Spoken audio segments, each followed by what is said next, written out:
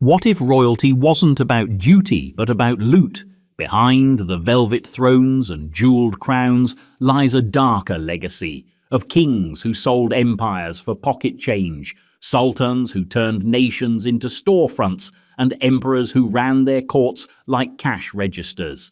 This isn't history with a halo. It's a guided tour through 30 royal courts where corruption wasn't the exception, it was the business model. From palace intrigues to stolen treasuries, these are the monarchs who ruled not by divine right, but by receipt. Welcome to 30 most corrupt royals in history. Let's follow the money. Before we dive in, make sure you're subscribed, especially if you like your history dark, unfiltered, and a little too real. And while you're here, drop a comment.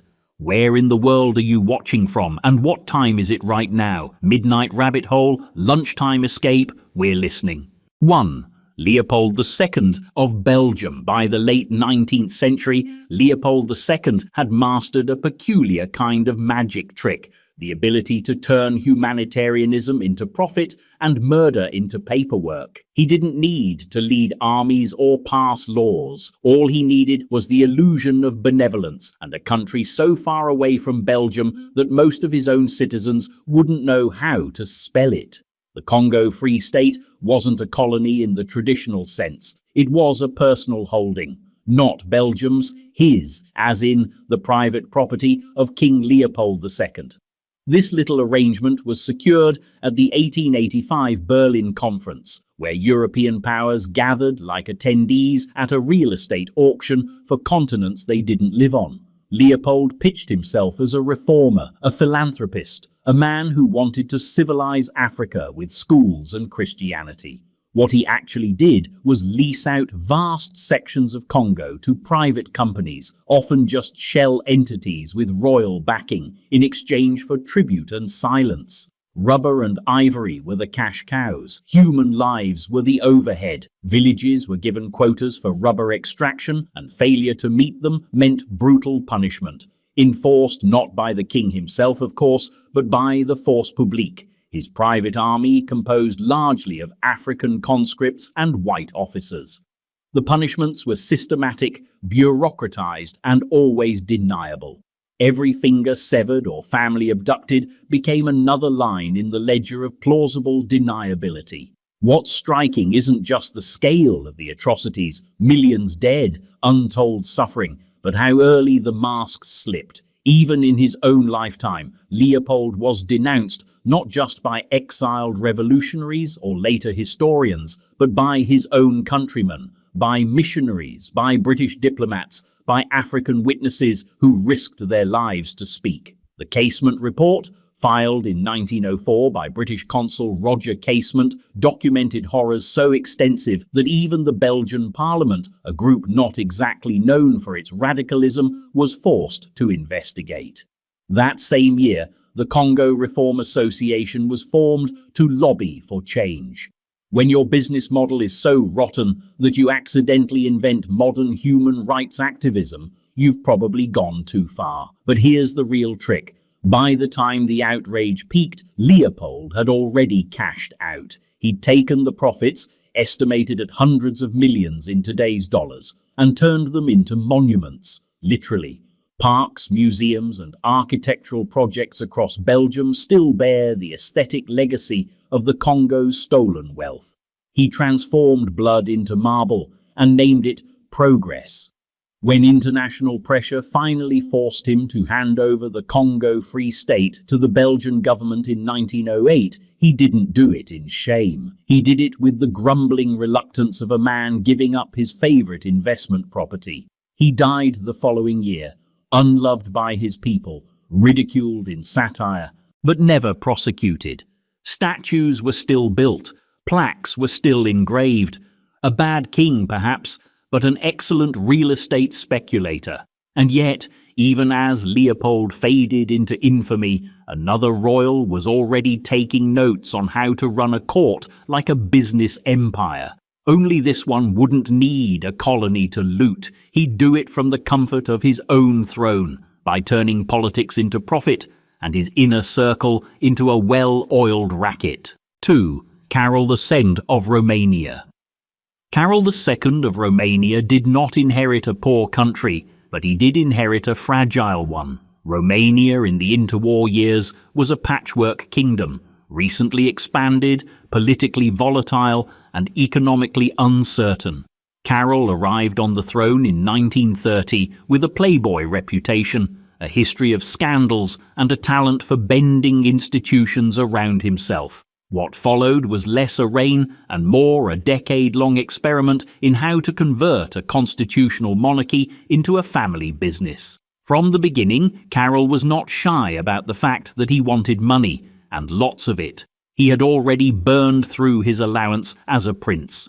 As king, he elevated his mistress, Magda Lupescu, and a group of cronies into what the Romanian press called the Camarilla, an informal cabinet of deal-makers, fixers, and influence peddlers. Together, they set up a shadow government inside the palace. State contracts flowed not through ministries but through back channels. Kickbacks became routine. Licenses, monopolies, and concessions were awarded to those who paid up. Judges were shuffled. Police looked away. It was not subtle. Newspapers of the time used words like kleptocracy and protection racket to describe the royal household's activities. The opposition National Peasant Party and the National Liberal Party both accused the palace of running Romania like a racket. Even foreign diplomats, who usually wrote their cables in careful code, described Carol's court as a marketplace. Cabinet ministers who balked at the arrangement were reshuffled. Loyalists were rewarded with lucrative sinecures or outright cash. Carol II also built a cult of personality to disguise the grift. He staged elaborate public ceremonies, sponsored youth organizations, and presented himself as the father of the nation. The king was photographed with workers, veterans, and school children, while behind the scenes his Camarilla cut deals on timber, oil, and arms contracts. The image was paternal, the reality transactional. By the late 1930s, ordinary Romanians joked darkly that the king collected more taxes privately than the state did officially. The economic cost was severe. State revenues were drained to pay for royal projects, pet charities, and the personal enrichment of the Camarilla. Civil servants went unpaid, while palace insiders grew wealthy. By 1938, when Carol dissolved Parliament and imposed his royal dictatorship, many Romanians suspected the emergency powers were less about protecting the country from fascism and more about tightening his control over its cash flow. Even his abdication in 1940 carried a whiff of self-interest. Facing a national crisis and the territorial losses of Bessarabia and northern Transylvania, Carol fled, taking with him a fortune in jewels, securities, and cash, officially for safekeeping, though few believed he ever intended to return it. He lived the rest of his life in comfortable exile, a man who had left his kingdom bankrupt but personally flush. And yet, Carol's brand of palace-centered corruption wasn't unique. In fact, across Europe at the time, a fellow monarch had perfected his own variation of the palace as market model, turning war, not peace, into an opportunity for influence and profit. That monarch was Alfonso III of Spain, whose scandals would help set the stage for a monarchy's collapse. 2 monarchs down, 28 to go, and trust us, it only gets wilder from here. If you're still watching, you clearly have the stamina for royal scandal, so hit that subscribe button to keep this deep dive going. And while you're at it, tell us in the comments, where are you tuning in from and what time is it over there? Are you watching history fall apart over breakfast? Or is this your midnight descent into madness? Either way, you're in good company. 3. Alfonso III of Spain. Alfonso XIII was born a king and ruled like he never forgot it, even when the country begged him to. From the moment of his birth in 1886, he was technically already monarch, his father having died before he ever saw the light of day. But if Spain expected a messiah, what it got was a meddler with expensive tastes, a gambler in politics and patronage, and a man whose name became synonymous with backroom deals and wartime profiteering. His reign began with promise. The restoration system, a carefully managed two-party shuffle, was already fragile by the time Alfonso came of age, but he seemed eager to embrace his role as a constitutional monarch. Unfortunately, he had an inconvenient habit of leaning in a little too close to government affairs. Cabinet meetings were advised by the king, military decisions were suggested by the king, and state contracts, well, they often passed through royal intermediaries, sometimes mysteriously landing in the hands of friends, allies, or foreign firms with excellent court connections. The real trouble started during the Rif War in Morocco, Spain's colonial disaster of the 1920s. Alfonso's interest in the campaign went far beyond ceremonial. He met frequently with generals, involved himself in strategy, and appeared enthusiastic about Spain's colonial role. But as Spain's soldiers died in the desert, rumors circulated in Madrid that the war had become a lucrative enterprise for those in the king's circle. Supply contracts, transport deals, arms procurement all seemed to pass through a tightly connected web of military men and palace loyalists. Journalists began asking pointed questions. Parliamentarians raised eyebrows, and a deeply unpopular monarch continued to smile for the cameras while the treasury bled. Then came the Straperlo affair. On paper, it was a scandal about a rigged roulette machine. In practice, it was a symbol. The Dutch Jewish inventors of the gambling device sought government approval to operate in Spain. When the interior minister refused, they did what many others before them had done. They went up the food chain, all the way to the palace. Bribes were offered. Allegedly, some were accepted. Letters emerged, suggesting members of Alfonso's family had intervened to push for the concession. The outrage was immediate. Suddenly, the notion that the king's court was selling influence wasn't a whisper anymore. It was a front-page headline. By the early 1930s, Spain was rotting with cynicism. The monarchy, once seen as a stabilizing force after decades of civil unrest, was now viewed as a cartel in royal clothing. Republican parties gained strength, the economy faltered, street protests multiplied, and Alfonso, unwilling or unable to reform, simply watched from his palace windows. In 1931, facing mounting unrest and a sweeping Republican victory in municipal elections, Alfonso fled the country, not formally abdicating, but exiting with a diplomatic shrug. He left behind a constitutional crisis, a bitterly divided nation, and a monarchy that would not return until the Franco regime decided it needed a new heir. Yet Alfonso's model of corruption, not through brute tyranny, but through slow institutional decay, was hardly original. In fact, one of his own ancestors on the Spanish throne had turned favoritism and bribery into an art form long before the roulette scandal ever hit the press. That king, Ferdinand VII, didn't just tolerate corruption, he built an entire restoration on it. 4. Ferdinand VII of Spain. Ferdinand VII returned to the Spanish throne in 1814 like a man walking back into his favorite gambling den, where the house always won, because he was the house. Having spent the Napoleonic years in comfortable exile while Spanish resistance forces fought, starved and bled in his name, he came back not as a grateful constitutional monarch, but as an absolutist with a grudge. And as it turned out, revenge, like everything else in Ferdinand's Spain, came with a price tag. He tore up the liberal constitution of 1812 within weeks of reclaiming power, sending reformers and constitutionalists into prison or exile. What followed was a reign so riddled with patronage, bribery, and official plunder that even conservative Spanish elites began to wince. Ferdinand treated the government like a pawn shop, selling, mortgaging, and leasing every scrap of authority he could get his hands on.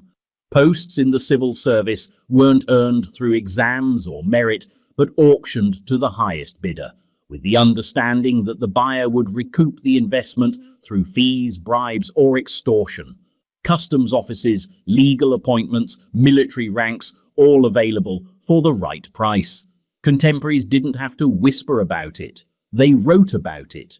Deputies in the Cortes, foreign observers, even members of Ferdinand's own administration described the court's atmosphere as one of transactional rot. The royal circle wasn't just venal, it was proudly so. Ferdinand handed out monopolies like party favors, tobacco farming in Cuba, salt production in Spain, foreign trade with the colonies, all became vehicles for enrichment by royal allies. The problem wasn't hidden, it was normalized. The king's infamous favoritism only made things worse. Power centered not in the ministries, but in the salons of his mistresses, the drawing rooms of unqualified confidants, and the alcoves of those who knew how to flatter, pay, or threaten their way into the royal ear. Reforms were introduced and discarded as quickly as they could be sold. The bureaucracy ballooned not to serve the people, but to create more offices to sell. The idea of public service became a euphemism for private collection. This wasn't just about corruption in the abstract, it had material consequences. Ferdinand's misrule accelerated the collapse of Spain's overseas empire. As colonial administrators emulated the mother court's predatory habits, trust in the Spanish crown withered. Independence movements exploded across Latin America, fueled in part by the blatant financial exploitation of royal officials. Ferdinand's court, too busy lining its own pockets, lost entire continents without seeming to notice. Even in his final years, when illness and political instability gripped the kingdom, Ferdinand clung to power through deals, betrayals, and bribes. He died in 1833, leaving behind a country hollowed out by 2 decades of pay-to-play governance and a succession crisis that would ignite the Carlist Wars. His daughter, Isabella II, would inherit not just the throne, but the deep rot beneath it. But while Ferdinand turned corruption into high art, he wasn't the only monarch to treat state resources like a personal checkbook. Across the Adriatic, a self-styled king in one of Europe's youngest states would push the same principle to new and often absurd lengths. His name was Zogmins of Albania, and he didn't just raid the state coffers, he brought a suitcase. 5. Zog I of Albania. Zog I of Albania wasn't born into royalty. He constructed it around himself like a fortress. The man who began life as Ahmet Muhtar Zogoli rose from provincial Ottoman nobility to prime minister, president, and finally king, crowning himself in 1928 in a monarchy of his own invention. But for all the ceremonial titles and theatrical oaths, what Zog really built was less a throne and more a safe, and he held the only key. Albania in the early 20th century was a geopolitical orphan, newly independent, perennially unstable, and deeply exposed to foreign influence. Zog recognized this fragility not as a threat, but as an opportunity. With weak institutions and little public accountability, he ruled like a banker managing a shaky offshore account. Centralized control, high secrecy, and a convenient blurring of lines between public funds and private fortune. At first, he presented himself as a reformer. He wore Western suits, dined with diplomats, and promised modernization. But behind the polished veneer, Zog constructed a system of governance rooted in patronage and rent-seeking. Government concessions, from mining rights to tobacco monopolies, were traded like poker chips to friends, relatives, and foreign investors willing to grease the right hands. Parliament became a stage set. Civil service became a loyalty program.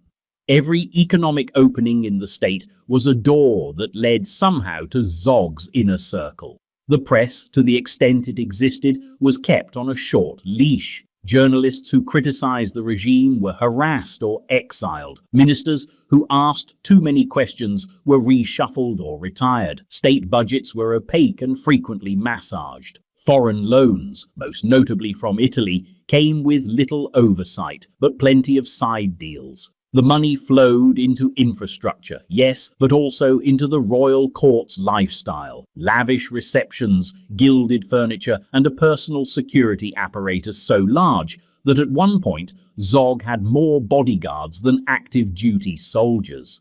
Contemporaries noticed. British and French observers stationed in Tirana quietly reported that Zog's court operated more like a commercial syndicate than a government. Rumours swirled that foreign business licenses were only granted after substantial under-the-table payments. Contracts mysteriously went to firms with links to the royal family. And while Albania remained one of the poorest countries in Europe, Zog's personal fortune seemed to rise with each passing year. The moment of truth came in 1939, when Mussolini's Italy, nominally a protector, increasingly a puppeteer, invaded Albania. Zog, who had been slowly surrendering economic sovereignty to Italian interests for years, now faced a military occupation. Rather than stay and fight, he fled, reportedly with multiple cars, a royal entourage, and according to contemporaries, a large portion of Albania's gold reserves. Whether he stole it or secured it remains a debate that no court has resolved, but few Albanians at the time were in the mood for nuance. Zog spent the rest of his life in exile, living comfortably in Egypt, then France. He never saw Albania again. His image there shifted from ambitious reformer to cautionary tale, a man who built a monarchy only to hollow it out from the inside. But Zog was not alone in treating national wealth like a private inheritance. To the south, another royal, this one born into a centuries-old dynasty, was taking the same playbook and applying it to a very different kind of empire. In Egypt, Farouk I would perfect the art of turning a state into a vault, with a little more flair and a lot more scandal. 6. Farouk I of Egypt. Farouk I, he came to the throne in 1936 as a teenager with a British education, an inherited empire, and the adoration of millions. Egyptians saw in him a symbol of rebirth, a modern Arab king who might finally cut the strings of colonial influence and restore national pride. Instead, what they got was something far more familiar, an increasingly extravagant monarch presiding over a palace that looked less like a government and more like a gold-plated auction house. Corruption wasn't just a side effect of Farouk's court, it was the organizing principle. State power under his reign came bundled with an invisible surcharge, paid out through favors, family connections, and kickbacks. Appointments to ministerial positions often required not just loyalty, but lubrication, the kind that came in envelopes, land grants, or luxury cars. Bureaucrats learned quickly that merit was optional, but proximity to the palace was everything. It didn't take long for public perception to turn. By the early 1940s, Cairo's cafes and newspapers buzzed with stories of missing assets, rigged contracts, and the slow disintegration of Egypt's institutions. Farouk's personal collection of vintage automobiles grew suspiciously fast, even as state budgets shrank. His royal court took on the feel of a private club stocked with businessmen and hangers-on who treated public agencies like revenue streams. Licenses, permits, import rights.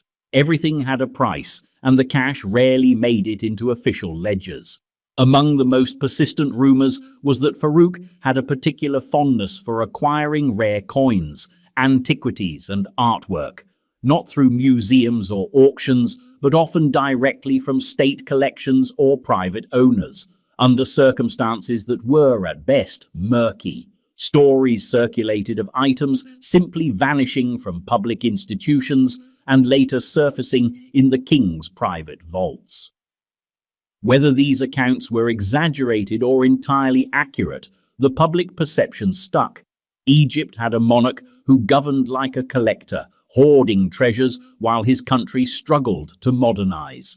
The military, which had grown increasingly disillusioned with both British interference and royal indulgence, took note. So did civil servants, students, and members of the growing nationalist movement. They watched as the monarchy cozied up to elites and foreign investors, signing deals that benefited royal insiders but left ordinary Egyptians behind. One particularly damning episode involved wartime food shortages. While bread prices rose and distribution faltered, shipments of luxury goods to the palace continued uninterrupted. By the early 1950s, the discontent could no longer be managed with PR campaigns or charity drives. The Free Officers movement, led by young military figures like Gamal Abdel Nasser, began plotting the monarchy's removal. In 1952, the revolution came quickly. Farouk was forced to abdicate and sailed off into exile. Aboard the royal yacht, reportedly with dozens of trunks, paintings, and valuables in tow. He would die in Rome in 1965, overweight, overfed, and largely forgotten, a symbol of everything the Republic had vowed to erase. But for all his excess, Farouk had simply inherited a model. The roots of Egypt's financial decay went back further, to a dynasty that had first entangled itself with European creditors and concession seekers in the 19th century. And no figure embodied that entanglement more than the grand architect of Egypt's debt spiral himself, Ismail Pasha, the Khedive who dreamed of modernity but paid for it with the country's future. 7. Ismail Pasha, Khedive of Egypt. Ismail Pasha didn't invent corruption in Egypt, but he certainly professionalized it. When he assumed the title of Khedive in 1863, he came bearing a grand vision, a modern Egypt that would rival Europe, dazzle the world, and serve as the bridge between East and West. Streets would be straightened, canals carved, palaces gilded, ministries born, and all of it, the railroads, the schools, the opera houses, would bear the unmistakable stamp of his personal ambition. And that ambition came with a very specific price tag. At first, the spending spree looked like progress. The Suez Canal was completed. Cairo was redesigned in the image of Paris. Factories opened, infrastructure spread, but behind the elegant facades lay a mountain of invisible costs. The money for these projects didn't come from Egypt's treasury, or at least not from it alone. It came from a complex web of foreign loans, debt restructurings, and concessions. And every transaction left behind a trail of middlemen, many of whom were linked directly to the Khedive's own household. European banks, especially in France and Britain, were more than willing to lend to Ismail's regime, often at rates that would make a modern credit card blush. In exchange, they secured favorable contracts, import licenses, and monopolies. The Khedive's close advisors, and occasionally his own relatives, were rumored to be pocketing commissions on nearly every deal. State revenues were often pledged in advance, leaving less and less available for ordinary administration. Egyptians noticed. Reform-minded bureaucrats, intellectuals, and merchants began to speak out, albeit cautiously. They pointed to the ballooning debt, the rise in foreign influence, and the suspicious disappearances of public funds. Taxes rose sharply, especially in rural areas, prompting unrest among peasants already struggling under traditional levies. Meanwhile, the Khedive's court continued to throw lavish events, build opulent residences, and expand the bureaucracy, not for efficiency, but to create more positions to sell. Ismail had a particular gift for diplomatic evasion. When foreign powers complained, he made grand promises of reform. When local critics protested, he invoked nationalism and his modernizing mission. But the numbers couldn't lie forever. By 1876, Egypt's debt had skyrocketed from roughly 3 million to over 90 million pounds sterling, a staggering leap in just over a decade. Creditors demanded control. That same year, the Caisse de la Dette Publique was established, placing key parts of Egypt's economy under joint Anglo-French supervision. Ismail had essentially sold Egypt's future to protect his present. In 1879, under mounting international pressure, the Ottoman Sultan formally deposed Ismail and replaced him with his son Tawfiq. The former Khedive went into exile, still wealthy but politically neutered, a man remembered, less for his dreams than for the ruin they left behind. Yet Ismail's story wasn't just a tale of vanity spending. It revealed a broader pattern of rulers treating national modernization as a profit-making venture, where every factory had a financier and every reform came with a receipt. And this pattern, as it turns out, wasn't confined to Egypt. Just east of Ismail's sphere, another monarch had perfected the art of turning economic concessions into personal income. In Iran, Nasser al-Din Shah Qajar had already begun selling his country piece by piece.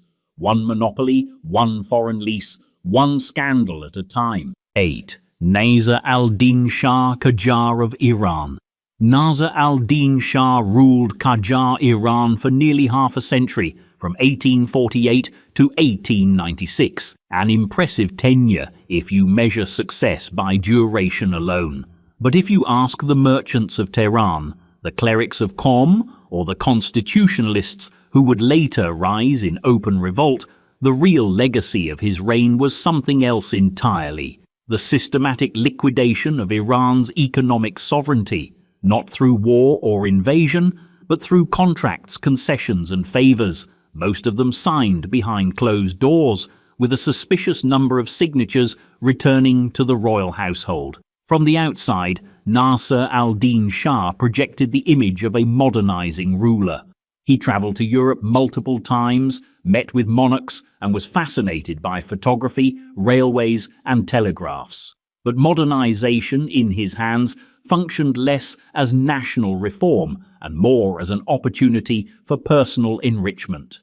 Nearly every attempt to modernize came with a side deal, and many of those side deals were so blatantly one-sided that even foreign diplomats admitted the arrangement smelled of personal kickbacks. One of the earliest and most infamous examples was the granting of sweeping monopolies to foreign financiers. Telegraphs, banking rights, road construction, mineral rights, even the trade of alcohol and tobacco, all were sold off to European individuals or companies, often for lump sum payments or vague promises of future investment.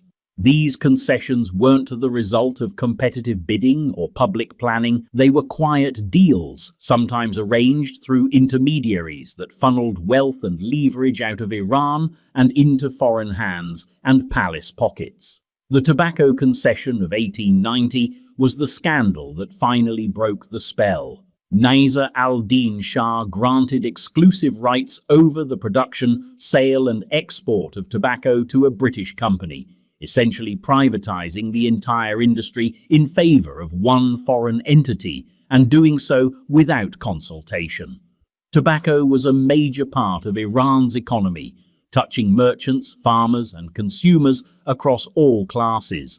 When the concession was announced, it triggered an immediate and widespread boycott. And this wasn't just a minor protest. Merchants shut their shops, religious scholars issued fatwas condemning the deal, ordinary citizens stopped smoking, not because they wanted to, but because they refused to let the crown commodify yet another piece of their livelihood. It was one of the first mass political movements in modern Iranian history, and it worked. Under pressure, the Shah revoked the concession in 1892, but by then, the damage, both reputational and institutional, had been done.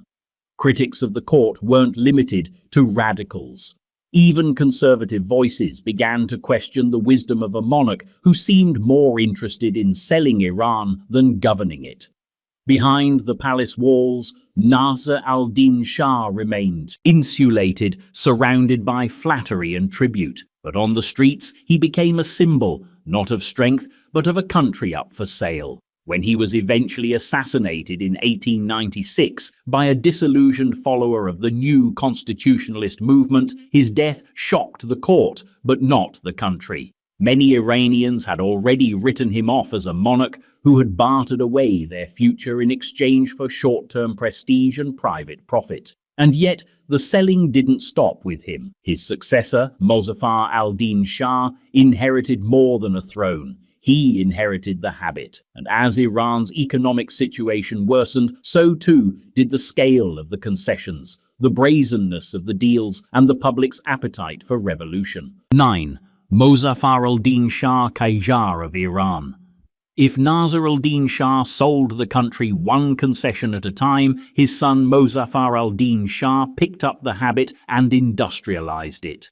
Where his father had at least cloaked his backdoor dealings in the language of modernization, Mozaffar didn't bother with theatrics. His reign, from 1896 to 1907, became a cautionary tale of how a state can rot not through conquest or collapse, but through quiet agreements, each one legal on paper, each one deeply corrosive in practice. From the moment he took power, Mozaffar al-Din inherited not just a throne, but a financial crisis. His father's reign had left Iran deeply indebted to foreign creditors, especially British and Russian banks, and the new Shah had little interest in belt tightening. He wanted money, urgently and often, for palace expenditures, luxury imports, and frequent European tours. And because domestic revenue wasn't enough to fund his appetites, he reached for the most convenient option. He sold off more pieces of Iran's sovereignty.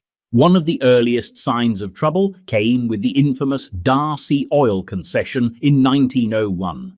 The Shah granted a British subject, William Knox Darcy, exclusive rights to prospect, extract and export petroleum across nearly the entire country for 60 years. In exchange, a one-time payment of £20,000, a modest cut of future profits, and the promise of development. It was, by almost any standard, a breathtaking giveaway. Darcy would later parlay this deal into the creation of the Anglo-Persian Oil Company, a behemoth that would dominate Iran's energy sector for decades. And it didn't stop with oil. Mozaffar al-Din's court sold banking rights to Russian interests, customs administration to foreign advisors, and infrastructure contracts to companies that operated less like partners and more like proxy governors. Foreign post offices functioned openly in major cities. Iran's national sovereignty was becoming a patchwork of flags, each one representing a slice of the economy that no longer answered to the state, but to a boardroom abroad. Inside Iran, outrage grew. Clerics, merchants, journalists, and ordinary citizens began to link the court's venality to the country's stagnation. It wasn't just about the economy anymore, it was about dignity. Why, people asked, was the Shah bartering away national assets for personal pleasure? Why did customs revenue vanish into palace accounts while roads crumbled and schools languished? Newspapers circulated biting critiques of court life. Pamphlets denounced the monarchy's dependency on foreign money. Even conservative religious leaders began to denounce the Shah's corruption in sermons. By 1905, protests had turned into demands. The constitutional revolution erupted, uniting unlikely allies, the merchant class, the clerical establishment, and nascent secular reformers, in a call for a national assembly, transparency, and limits on royal authority. Reluctantly and under immense pressure, Mozaffar al-Din signed the 1906 constitution and allowed the formation of the Majlis, Iran's first elected parliament. But it was a short-lived victory. The Shah died just months later, leaving behind a country racked with internal tensions and foreign entanglements, and a parliament still struggling to assert itself against entrenched royal privilege. His legacy, a dynasty increasingly seen not just as outdated, but as willing accomplices in the foreign partitioning of Iran's economy. And yet, this was only the overture. For the next Qajar successor, and later the Pahlavis, the pattern would continue, albeit with different tools, more sophisticated mechanisms, and bigger stakes, because by the mid-20th century, Iran wasn't just bartering tobacco or oil, it was swimming in it. And Mohammad Reza Pahlavi, the last Shah, would turn royal corruption into an empire-wide institution, built not just on sales and concessions, but on the machinery of the modern state itself. 10. Mohammad Reza Pahlavi, Shah of Iran. By the time Mohammad Reza Pahlavi took the throne in 1941, Iran had already seen its monarchy trimmed, challenged, and briefly sidelined. His father, Reza Shah, had built a centralizing modern state with steel fists and questionable bookkeeping, only to be forced into exile by the British during World War II. Mohammad Reza inherited the crown with far less authority and far more pressure. But what he lacked in constitutional power, he would later compensate for through an expansive oil-fueled architecture of royal control, built not just on charisma, but on foundations, monopolies, and meticulously rooted streams of money. In public, the Shah presented himself as a modernizer. He liked helicopters, white gloves, Western suits, and televised development plans. His regime launched grand infrastructure projects, university expansions, and a program famously called the White Revolution. But under the glossy facade was a financial labyrinth where royal interests quietly entwined with the very arteries of the state. Critics didn't need to invent stories. Most of the corruption was hiding in plain sight. At the center of it all were the so-called Pahlavi foundations, tax-exempt royal-run institutions that held vast business assets across multiple sectors: banking, agriculture, construction, manufacturing, media, and more. These were not philanthropic foundations in the conventional sense. Though they occasionally dispensed charity and sponsored cultural events, they functioned more like state-backed investment portfolios with minimal oversight. The most prominent of these, the Pahlavi Foundation, controlled billions in assets and acted as a holding company for the Shah's financial empire. Members of Parliament and foreign observers alike questioned how such an institution, supposedly meant to serve the public good, had become one of the most powerful economic entities in Iran. Even more concerning was how these royal financial interests interfaced with foreign contracts, especially in the oil sector. Iran's petroleum wealth, nationalized in the early 1950s and then largely brought back under Western control after the 1953 CIA-backed coup, became a river of revenue that flowed directly to the royal state. Transparency was elusive. Senior military officials, cabinet ministers, and royal relatives often sat on the boards of state-owned enterprises, or the private firms that won the juiciest government contracts. Kickbacks were rumored to be standard operating procedure. Opposition newspapers, before being shut down, accused the monarchy of not just tolerating corruption, but institutionalizing it. As the economic gap widened in the 1970s, amid booming oil prices and conspicuous consumption by the elite, resentment grew. Tehran's bazaars buzzed with stories of royal relatives securing exclusive import licenses or bending the justice system to settle private disputes. Land reforms were accused of being rigged for elite buyouts. Even some within the regime quietly warned the Shah that the perception of unchecked palace wealth was becoming combustible. But the Shah didn't bend. Surrounded by sycophants and convinced of his divine mission to elevate Iran, he brushed off the warnings. He built more palaces. He staged even grander celebrations, most notoriously the 1971 Persepolis Bash, where the royal court wined and dined foreign dignitaries in a tented city of imported luxury, just miles from impoverished villages. By the late 1970s, the social contract had ruptured. What had started as whispers turned into mass demonstrations. Revolution was no longer a theory, it was a countdown. In 1979, the monarchy fell, and the Shah fled into a restless exile, carrying with him not just the memories of a toppled dynasty, but the lingering suspicion that much of Iran's vast oil wealth had slipped through the hands of the people it was supposed to uplift. Yet even the Pahlavi court, with its modern business networks and foundations, was following an old playbook, one pioneered across dynasties and continents. Long before Iran's royal oil economy came under fire, another royal household had been accused of misdirecting state funds and enriching itself while its navy sank into ruin. In Qing-era China, Empress Dowager Cixi would face allegations that fused corruption, resistance to reform, and imperial grandeur into one enduring controversy. 11. Empress Dowager Cixi of Qing China. In the twilight years of the Qing dynasty, amid foreign incursions, internal rebellions, and mounting economic stress, a single figure towered over the imperial court: Empress Dowager Cixi. She was not the emperor, but she may as well have been. As regent for two successive child emperors, she wielded near absolute power behind the throne for almost 5 decades. And while Chinese historians still argue over her political legacy, there was one thing that united her critics across time and ideology: the sense that under her watch, corruption became not just tolerated, but expected. Cixi began her ascent in the Forbidden City through cunning court alliances and a keen sense of survival. Once in power, she set about consolidating control over the levers of the imperial machine. Officially, she was a guardian of Confucian order.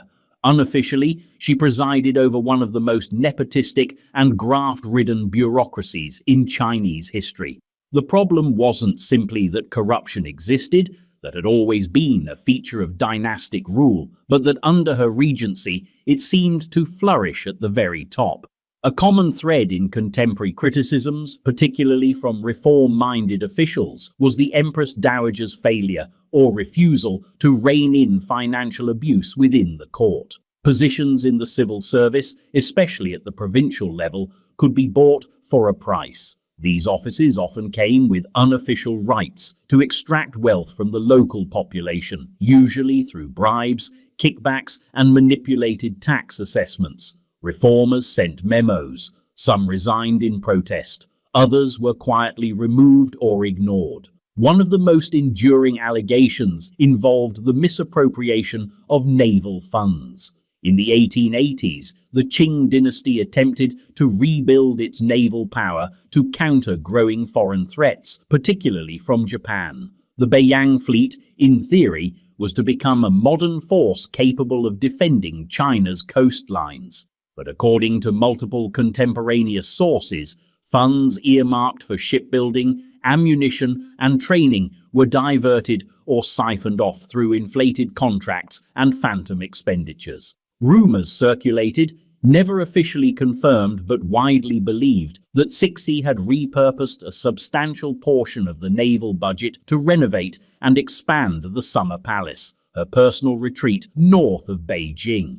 Whether the full extent of this reallocation is historically accurate remains a matter of scholarly debate. But what is undeniable is that when war did come, notably with Japan in the First Sino-Japanese War of 1894 to 95, the Chinese Navy was catastrophically unprepared. Ships were outdated, ammunition was in short supply, morale was low, the fleet collapsed quickly, and with it, much of China's standing in East Asia. Critics inside and outside the empire connected the dots. What kind of court, they asked, prioritizes marble balustrades over national defense? Cixi responded to such allegations with selective purges and public charity projects. She portrayed herself as the mother of the nation, a tireless caretaker balancing tradition and survival. But beneath that image, many saw a court that rewarded loyalty over competence, cronyism over merit, and opulence over sustainability. By the end of her regency in 1908, the dynasty was on life support. Provincial authority had grown stronger than the centre. Reform movements, some constitutional, others revolutionary, were gaining ground. The idea of imperial rule itself was starting to crack. When the Qing dynasty finally collapsed in 1912, only 4 years after her death, many looked back at Cixi's court as the symbol of everything that had gone wrong, a regime too inward-looking, too self-indulgent, and too entangled in its own graft to survive. But Cixi's system had willing enablers, some of them royal, many of them just as enterprising. Among them was Prince Qing Yikuang, a high-ranking Manchu noble and statesman who learned that in the dying days of empire, the most valuable commodity wasn't power, it was access, and he sold it by the ounce. 12. Prince Qing Yikuang of the Qing dynasty. If Empress Dowager Cixi was the matriarchal architect of late Qing power, then Prince Qing, also known as Yikuang, was her most reliable contractor, not in the sense of building empires, but in knowing exactly who to sell them to. A senior Manchu noble and one of the highest-ranking statesmen of his time, Prince Qing lived comfortably at the intersection of ceremonial authority, foreign diplomacy, and private gain. In a crumbling dynasty, increasingly unable to govern itself, he became the face of a uniquely refined version of corruption, polished, bureaucratic, and utterly shameless. Born into the Aisin-Gyoro imperial clan, Prince Qing rose through the ranks with speed and ease, thanks to both blood and an unshakable talent for court survival. By the late 19th century, he had positioned himself as one of the empire's chief intermediaries with foreign powers. He served as head of the Zongli Yamen, the Qing Foreign Office, then later as the head of the powerful Grand Council. To outsiders, he was a calm, cautious negotiator. But inside China, reformist voices and even imperial officials whispered a different story. One of backdoor deals, favors sold, and national humiliation administered one contract at a time. The Boxer Rebellion of 1900, in which anti-foreign insurgents and Qing troops laid siege to foreign legations in Beijing, ended in catastrophe. When the Eight-Nation Alliance invaded and imposed crushing reparations through the Boxer Protocol, Prince Qing, who had kept his distance from the rebellion itself, was chosen to lead the peace negotiations. He played the part of the pragmatic statesman. And yet, when the dust settled, many noticed that Prince Qing had not only survived the chaos, but somehow emerged more powerful and personally wealthier. One of the most serious allegations from contemporaries was his role in selling government offices. Under his leadership, it was widely believed that appointments to the civil service, especially in customs, provincial posts, and foreign missions, were often determined not by merit or exam, but by discreet payments. These weren't mere rumors. Reform-minded bureaucrats wrote letters to the throne, merchants complained in petitions, and even some foreign advisors noted the frequency with which underqualified candidates suddenly acquired prestigious posts. Worse still, Prince Qing was accused of skimming funds from the very foreign indemnities he helped negotiate. Vast sums flowed into the Qing court to cover the costs of the Boxer reparations. While some of these were earmarked for military reform or infrastructure, insiders alleged that a significant portion disappeared into the hands of court intermediaries. Contracts for reconstruction, railway building, and even diplomatic functions became sources of personal enrichment for those close to him. Unlike many corrupt officials, Prince Qing never fell dramatically. He didn't flee the country, stage a last-minute reform, or face public trial. He simply stayed in place, adapting to the political winds with remarkable skill. When the Qing court attempted a final round of constitutional reforms in the early 20th century, Prince Qing was appointed the first prime minister of the newly created imperial cabinet, a move widely criticized as symbolic of everything wrong with the regime. Reformers mocked the decision, noting that the man tasked with modernizing China was the same figure they accused of selling it off piecemeal.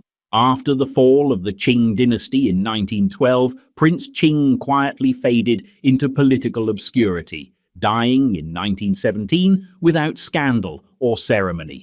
But his legacy lingered, not in the form of dramatic betrayal or political upheaval, but in the subtle, corrosive idea that power was less about leadership and more about brokerage. He had monetized influence so effectively that by the time the dynasty collapsed, many officials no longer saw corruption as deviance, but as the default setting of governance. And while Prince Qing embodied corruption as aristocratic routine, another monarch, further south, in a rising nation-state grappling with identity and modernity, would lean into royal spending and patronage with theatrical flair. In Thailand, Rama VI Vajiravath turned kingship into a stage play with the budget footed by the state. 13. Rama VI Vajiravath of Siam, Thailand. When Rama VI, also known as Vajiravath, ascended the throne of Siam in 1910, he did so as a thoroughly Europeanized monarch, a product of British education, elite institutions, and classical theatre. He spoke fluent English, wrote plays in Shakespearean style, and saw himself not only as a king, but as a dramatist of national identity.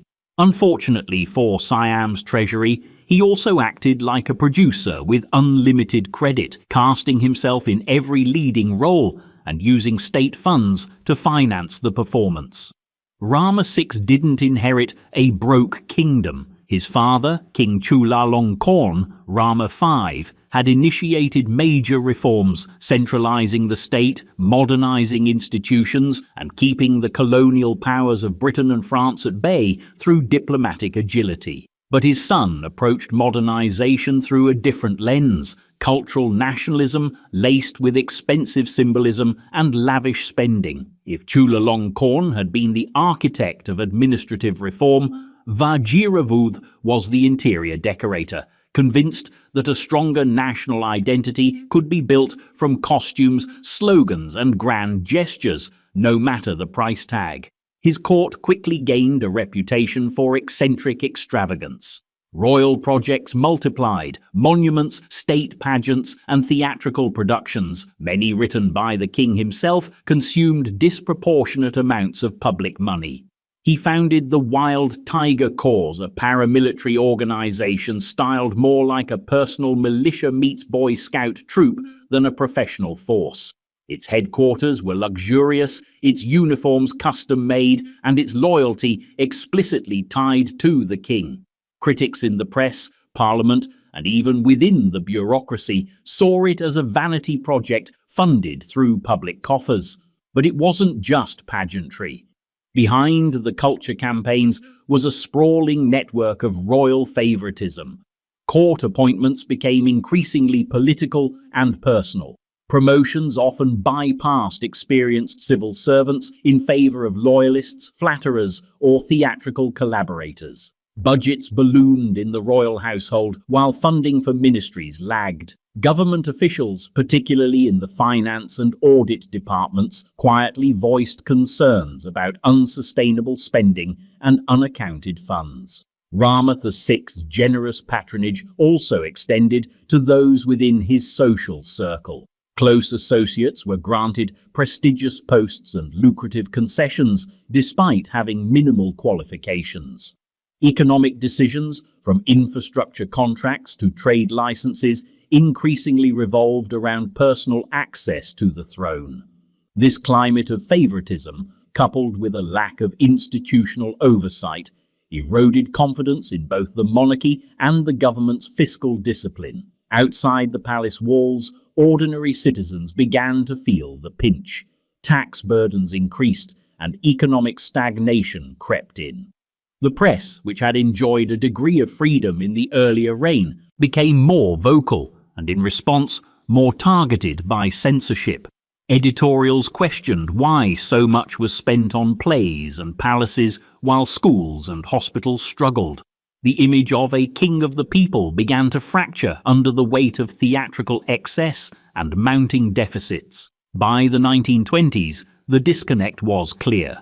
Vajiravath had aimed to cultivate a unified national identity, but many saw only a royal court increasingly detached from the realities of governance. When he died in 1925, leaving behind a massive personal debt that the state was forced to absorb, his legacy was not one of triumph but of overreach. A monarch who cast himself as a national saviour while running the kingdom like a private theatre troupe. And yet even Vajiravath's reign, with its flamboyant misallocations, paled in comparison to the raw accusations levelled against one of his predecessors. a king who had once ruled a fractured Siam and was ultimately deposed by those who claimed his corruption had crossed from palace indulgence into outright seizure. That king was Taksin of Thonburi, whose dramatic fall was less a change of government and more an act of national exorcism. 14. King Taksin of Thonburi. King Taksin's reign sits at an uneasy intersection of national myth and political cautionary tale. To some, he was a unifier, the warrior king who, in the chaotic aftermath of Ayuthya's fall to the Burmese in 1767, rallied the remnants of a shattered Siam and forged a new capital in Thonburi. To others, especially those who witnessed the final years of his rule, he was something far less noble, a monarch who blurred the line between statecraft and personal power to such an extent that his court began to resemble a fortress of paranoia, privilege, and private gain. Taksin came to power as a military savior, and he wielded authority like a man who believed the nation owed him everything. In the beginning, his rule was marked by rapid expansion and consolidation. He crushed rival factions, reopened trade routes, and restored a semblance of centralized governance. But as the throne solidified beneath him, so too did a pattern of behavior that raised eyebrows among his contemporaries, increasing isolation from advisors, growing extravagance, and a court culture that drifted steadily into the realm of personal enrichment.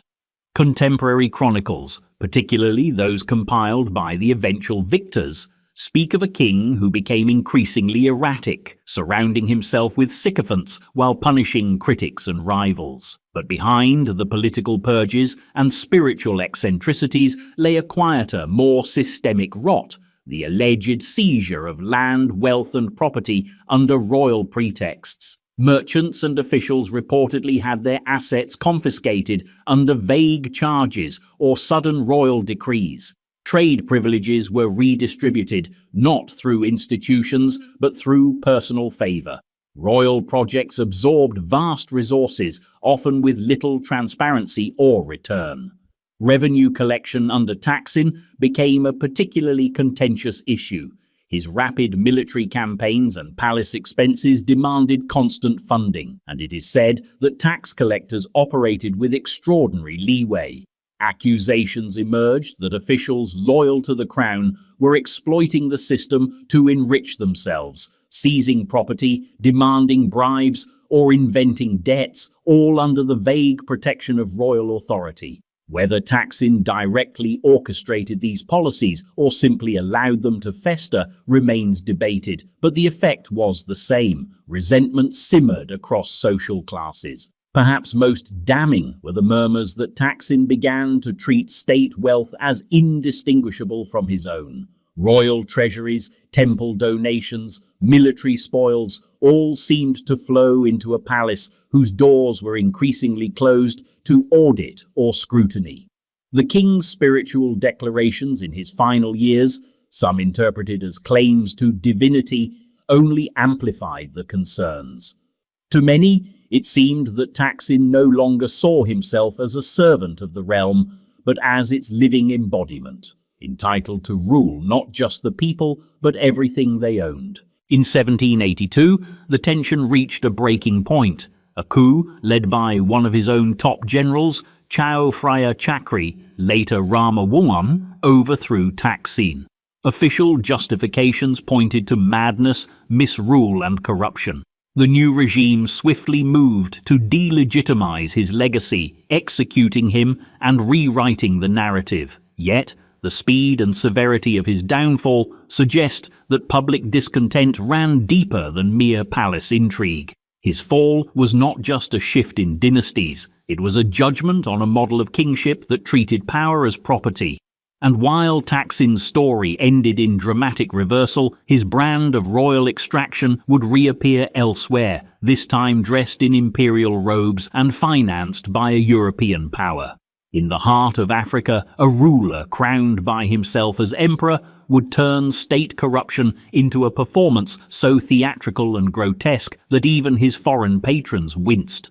That man was Jean Bedel Bokassa, and his empire was less a government than a bank account wrapped in medals. 15. Jean Bedel Bokassa, Emperor of the Central African Empire. If absolute power corrupts absolutely, Jean Bedel Bokassa seemed determined to test the theory by adding velvet capes, diamond-studded thrones, and unpaid invoices. His reign, first as president, then as self-declared emperor of the Central African Empire, was less a chapter in African political history and more a cautionary tale written in gold leaf and ledger lines. When he crowned himself in 1977 with a ceremony modelled on Napoleon's coronation and paid for almost entirely with public funds, the world looked on in stunned amusement. The people of the Central African Republic, however, were not laughing. Bokassa rose through the ranks as a military man under French colonial rule and later became head of the army in the newly independent Central African Republic. In 1966, he seized power from President David Dacko in a bloodless coup, promising discipline and order. What followed was a descent into one of the most baroque kleptocracies in modern African history. At first, his rule carried the usual trappings of post-colonial strongmen, a cult of personality, close ties with France, and increasingly centralized authority. But Bokassa took things further. He didn't just rule the state, he consumed it. National resources were diverted into personal accounts, foreign aid packages mysteriously evaporated, and government contracts were handed to French firms that returned the favor with gifts, commissions, and support. For a nation rich in diamonds but desperately poor in infrastructure, the imbalance was jarring. The most spectacular example of Bokassa's excess came with his coronation as emperor in 1977, a three-day event that devoured an estimated one-third of the national budget. The regalia was imported from France, custom-made robes, gem-studded crowns, fleets of luxury cars, and even a throne shaped like a golden eagle. The bill was astronomical, the symbolism imperial, and the funding taken from a state that couldn't afford textbooks for its schools or medicines for its hospitals. Foreign dignitaries largely declined to attend, but the message to his own people was clear. Their leader was now a monarch, and the treasury was his inheritance.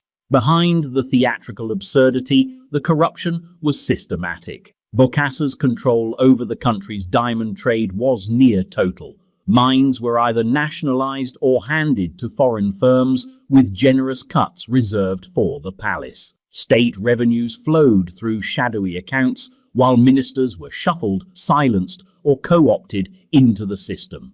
Those who tried to challenge the corruption, civil servants, judges, even military officers, found themselves sidelined, or worse. Bokassa didn't govern by ideology, he governed by appetite.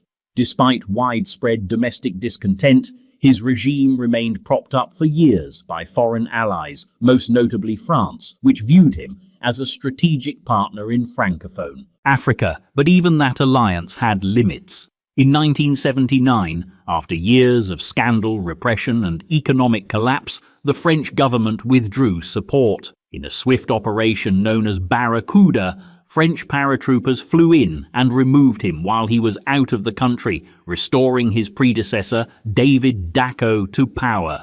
Bokassa fled into exile, leaving behind palaces full of unused luxury goods and a state budget in ruins. He would later return to stand trial, where among the many charges leveled against him, corruption remained central. Embezzlement, theft of public funds, misuse of authority, all became part of the long indictment not only of a man, but of a system that had allowed one individual to live as emperor while the nation crumbled beneath him. But Bokassa's story wasn't an isolated anomaly. His methods, extravagant self-enrichment, sale of national concessions, rule by personal entourage, echoed across royal courts from the Sahel to the Atlantic. And just to the northwest, in the fading shadows of Morocco's pre-colonial monarchy, another ruler was preparing to do much the same. Moulay Abdelaziz, Sultan of Morocco, would earn a reputation not just for weakness, but for transforming his court into a revolving door of foreign speculators, bought loyalty and economic implosion, all under the illusion of modern rule. 16. Moulay Abdelaziz of Morocco. When Moulay Abdelaziz took the Moroccan throne in 1894, at the age of 16, he was hailed by some as a fresh-faced reformer, a young ruler stepping into the modern era, eager to pull his ancient kingdom into the currents of progress. He had European advisors, newfangled technology at court, and a fascination with all things Western, from cameras to bicycles. But if his reign began with the image of promise, it ended in something closer to foreclosure. Behind the modern trappings lay a pattern of relentless concession selling, elite favoritism, and a monarchy that began functioning less like a sovereign institution and more like a brokerage house for foreign interests. Abdelaziz inherited a fragile throne. Morocco was under increasing pressure from European powers, especially France, Spain, and Germany, each eager to stake claims to influence, resources, and trade routes. Instead of resisting this pressure with reform or institutional resilience, Abdelaziz's court leaned into it by monetizing it. Faced with growing fiscal shortfalls and internal unrest, the Sultan and his entourage began selling access to the kingdom's economy, customs rights, resource concessions, tax farms, even security arrangements. If a foreign financier or company wanted a piece of Morocco, the price was negotiable, as long as someone close to the palace got their cut. What began as pragmatic diplomacy quickly metastasized into systemic corruption. A rotating cast of foreign advisors and local power brokers surrounded the Sultan, each pushing for deals that funneled money into narrow pockets while starving the broader state. Key economic functions, like customs collection and tariffs, were outsourced to European syndicates. Loans were taken at ruinous rates, often to pay off older debts or finance superficial palace improvements. Within a few years, significant portions of Morocco's national income were effectively mortgaged to outsiders. The Moroccan elite took notice, and not kindly. Fez and Marrakesh buzzed with discontent. Religious leaders, tribal notables, and urban merchants began to question the legitimacy of a ruler who seemed more accountable to Paris and London than to his own people. The ulama, religious scholars, issued veiled condemnations. Uprisings flared in the hinterlands. Meanwhile, the palace remained insulated, distributing gifts and titles to loyalists while treating criticism as sedition. Abdelaziz's personal conduct didn't help. Though not accused of violent tyranny, he was widely seen as aloof, distracted, and overly influenced by European tastes and intrigues. Stories circulated, some true, others embellished, of the Sultan spending hours with foreign guests while ignoring urgent matters of state, or frittering away resources on symbolic displays while the countryside starved. His credibility eroded not through scandal, but through slow, visible decay. The monarchy no longer appeared sovereign, but sold. By 1907, Morocco was in chaos. Nationalists accused the palace of having auctioned the country. The public's patience collapsed. The following year, Abdelaziz was formally deposed in favor of his half-brother Abdel Hafid, who came to power on a wave of popular anger and anti-corruption rhetoric. The change in leadership, however, was more cosmetic than structural. Abdelaziz lived out his remaining years in relative comfort, quietly fading from public life. A man who had once ruled a kingdom and somehow lost it to paperwork. Yet the pattern didn't end with his abdication. His successor, Abdel Hafid, took power with promises to end foreign domination and palace venality. But once in control, he quickly found that selling concessions and currying foreign favor was not only convenient, it was profitable. The faces changed, but the financial logic stayed the same. The next chapter in Morocco's royal history would be less about reform and more about refinancing. 17. Ahmed III of the Ottoman Empire. When Sultan Ahmed III came to the throne in 1703, the Ottoman Empire was already a vast and aging machine, still powerful, still expansive, but visibly creaking under the weight of its own contradictions. The military was restless, the bureaucracy bloated, and the provinces increasingly difficult to control. Yet for nearly 3 decades, Ahmed presided over one of the most culturally vibrant periods in Ottoman history, a time remembered as the Tulip Era, named after the imperial court's obsession with the delicate flower. But beneath the gardens and poetry, something else was blooming, a deeply entrenched network of favoritism, luxury, and court corruption that would eventually blow up the palace gates, literally. The Tulip Era, 1718 to 1730, was a time of surface reform and deepening rot. On the one hand, it was a moment of innovation. The first Ottoman printing press was authorized, European embassies expanded their influence, and members of the ruling elite began importing French styles, architecture, and sensibilities.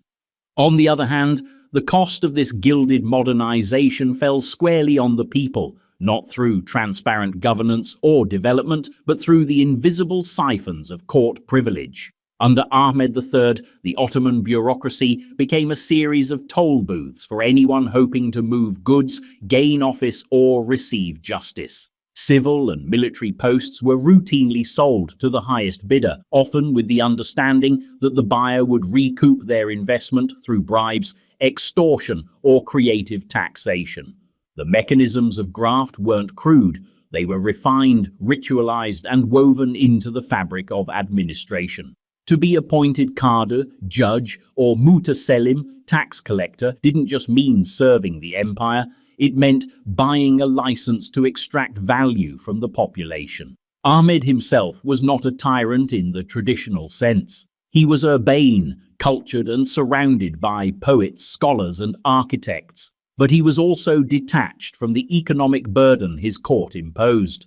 Lavish palace gardens, ornate fountains, and opulent festivals were funded through increasingly aggressive taxation and opaque financial dealings. Istanbul's artisans, shopkeepers, and janissaries, once the engine of urban stability, began to mutter that the empire's resources were being drained not for defense or reform, but for silk robes and imported wine. At the heart of this ecosystem was the Grand Vizier Nevşehirli Damat Ibrahim Pasha, Ahmed's close relative by marriage and the de facto manager of the state. Ibrahim Pasha was both admired and despised, praised for his diplomatic skill, but condemned for the rampant nepotism and financial mismanagement under his administration. Critics accused him of turning the state into a family enterprise, handing out sinecures and contracts to his own clan and allies. Taxes were farmed out to private collectors who paid upfront fees to the court, and then wrung whatever they could from the countryside, often with brutal efficiency. The backlash came not from foreign enemies, but from within.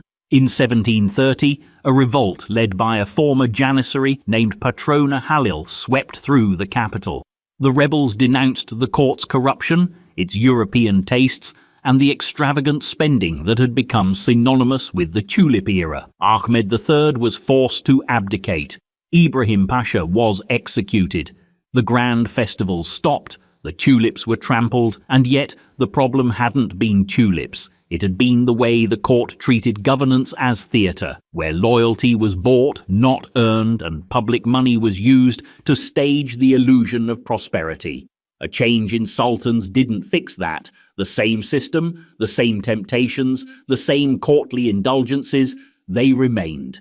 And nowhere were those temptations more violently indulged than under Ahmed's distant successor, a sultan whose reign was marked not by poetry and refinement, but by erratic behavior and open exploitation. Ibrahim I, known to history as the Mad, would preside over a court so chaotic and corrupt that even the empire's most jaded chroniclers struggled to describe it without disbelief. 18. Ibrahim was the Mad of the Ottoman Empire.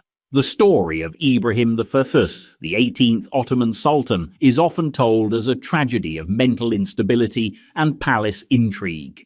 But that telling, while not entirely inaccurate, conveniently leaves out something far more systemic. Under Ibrahim's erratic rule, the Ottoman court didn't just drift into chaos. It metastasized into a palace-run extraction machine, where every institution seemed to serve one of two purposes, pleasure or profit, and often both. Ibrahim came to the throne in 1640 after years of confinement in the infamous cafes, or cage, a secluded section of the palace where royal princes were kept under house arrest to prevent power struggles. After nearly 2 decades of isolation, he emerged deeply paranoid, easily manipulated, and ill-prepared for governance. But the real danger wasn't just the man. It was the opportunistic system that rose around him. With the Sultan's focus elsewhere, court officials, palace favorites, and members of the imperial harem effectively took over the state's financial levers, and they knew exactly how to pull them. One of the first signs of decay came through the imperial treasury. Chroniclers of the time noted that vast sums were spent on court luxuries, including costly imports, custom garments, and elaborate entertainments. But behind the indulgence lay a network of influence trafficking. Positions at court, from military governors to tax collectors, were openly bought and sold. Appointees, knowing their tenure depended more on bribes than performance, treated their posts as temporary licenses to plunder. Ibrahim's grand viziers, the empire's top administrators, were replaced at a dizzying pace, often depending on which faction held sway in the palace that week. Each change came with a price. New ministers brought new entourages, new debts, and new demands for tribute. Court factions formed and dissolved rapidly, all competing for the same shrinking pool of imperial favor. The result was administrative paralysis, where policies were made not through deliberation but through bargaining. Perhaps the most glaring example of Ibrahim's detachment was his reliance on palace intermediaries, particularly within the harem. His favorite concubine, known as Shivakar Sultan, was widely reported to wield enormous influence, not just over domestic matters but over appointments and state spending. Her patronage network became a shadow government, dispensing favors and orchestrating dismissals. The palace, already notorious for its factionalism, turned into a court of private enrichment. Meanwhile, public dissatisfaction grew. In Istanbul and beyond, pamphlets, poems, and sermons criticized the moral and financial decline of the empire.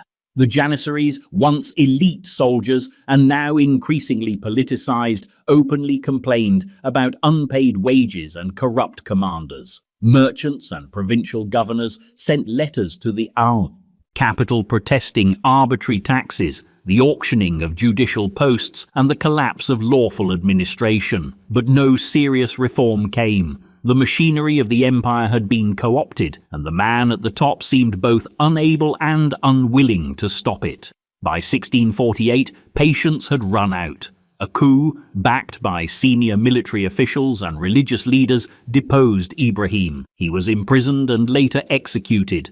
A rare fate for an Ottoman sultan, and a mark of just how deeply the political class had lost confidence in him. But the execution didn't reset the system. The courtiers, ministers, and financiers who had profited under Ibrahim weren't purged. They merely rearranged themselves around the next sultan, because, as it turned out, the real problem wasn't madness.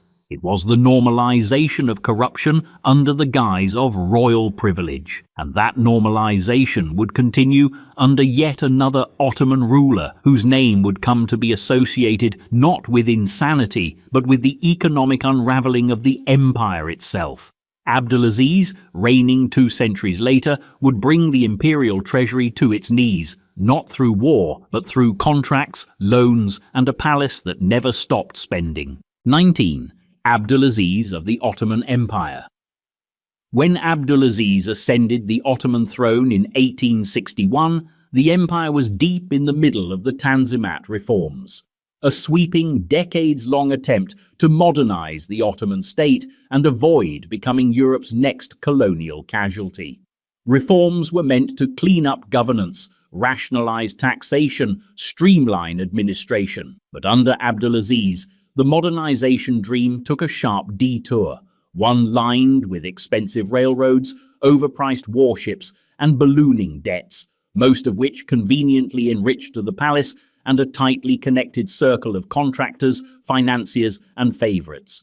Abdulaziz was no fool. He understood the optics of reform, and he made them a performance. He traveled to Europe, shook hands with monarchs, and admired their industrial cities and modern navies. When he returned to Istanbul, he wanted the same, or at least the appearance of the same. The empire launched ambitious infrastructure projects, including railways, telegraph lines, and a vast naval buildup. But the implementation wasn't led by careful planners.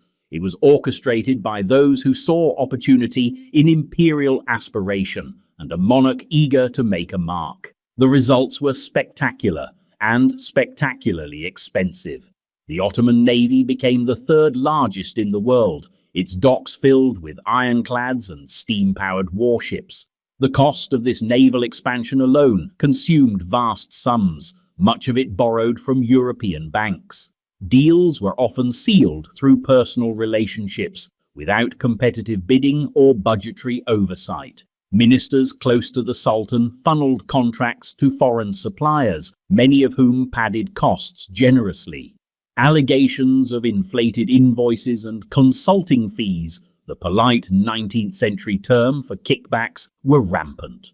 At the same time, Abdulaziz poured money into personal projects. New palaces and royal residences sprang up along the Bosphorus. The most famous, the Dolmabahce Palace, became a symbol of grandeur and waste. Imported materials, extravagant furnishings, and endless maintenance costs drained the treasury, while the state struggled to meet even basic obligations in the provinces. More than just architectural indulgence, these construction projects became pipelines for corruption, with contracts awarded to loyalists and palace-linked businesses. Budgets ballooned, oversight was minimal, and accountability virtually non-existent. The financial strain quickly showed. By the mid-1870s, the Ottoman Empire was so indebted to European creditors that it could no longer make payments. Interest on existing loans consumed the majority of state revenue. In 1875, the empire formally defaulted. It was a moment of humiliation, marking the beginning of direct foreign financial oversight. The Ottoman Public Debt Administration, established shortly thereafter, essentially handed the empire's fiscal sovereignty to European powers. Meanwhile, discontent grew. Bureaucrats complained of non-payment. Soldiers went months without salaries. Journalists published biting editorials about the palace's unchecked spending and the strange coincidence that those closest to the throne seemed the only ones untouched by hardship. Abdulaziz's reign, once advertised as a new era of progress, had become synonymous with fiscal collapse and mismanagement. In 1876, amid rising political unrest and a series of economic protests, Abdulaziz was deposed in a palace coup orchestrated by ministers and military leaders who had finally reached their limit. His fall was swift, and the official reason was incompetence. But behind the veil, it was about money, and the court's inability to stop bleeding it. Yet even as Abdulaziz exited the stage, the structure he had helped fortify, a top-down economy riddled with personal favors, debt-fueled projects, and unchecked contracts, remained fully intact. And in the princely state of Baroda, far from the Ottoman world, another royal was just getting started on a corruption scandal so egregious it would involve British colonial courts, attempted poisoning, and accounting books that read more like criminal dossiers. His name was Malhar Rao Gaikwad, and even in an empire built on corruption, he stood out. 20. Malhar Rao Gaikwad of Baroda. In the vast, dizzying quilt of princely India under British rule, some rulers were celebrated for their cultural patronage.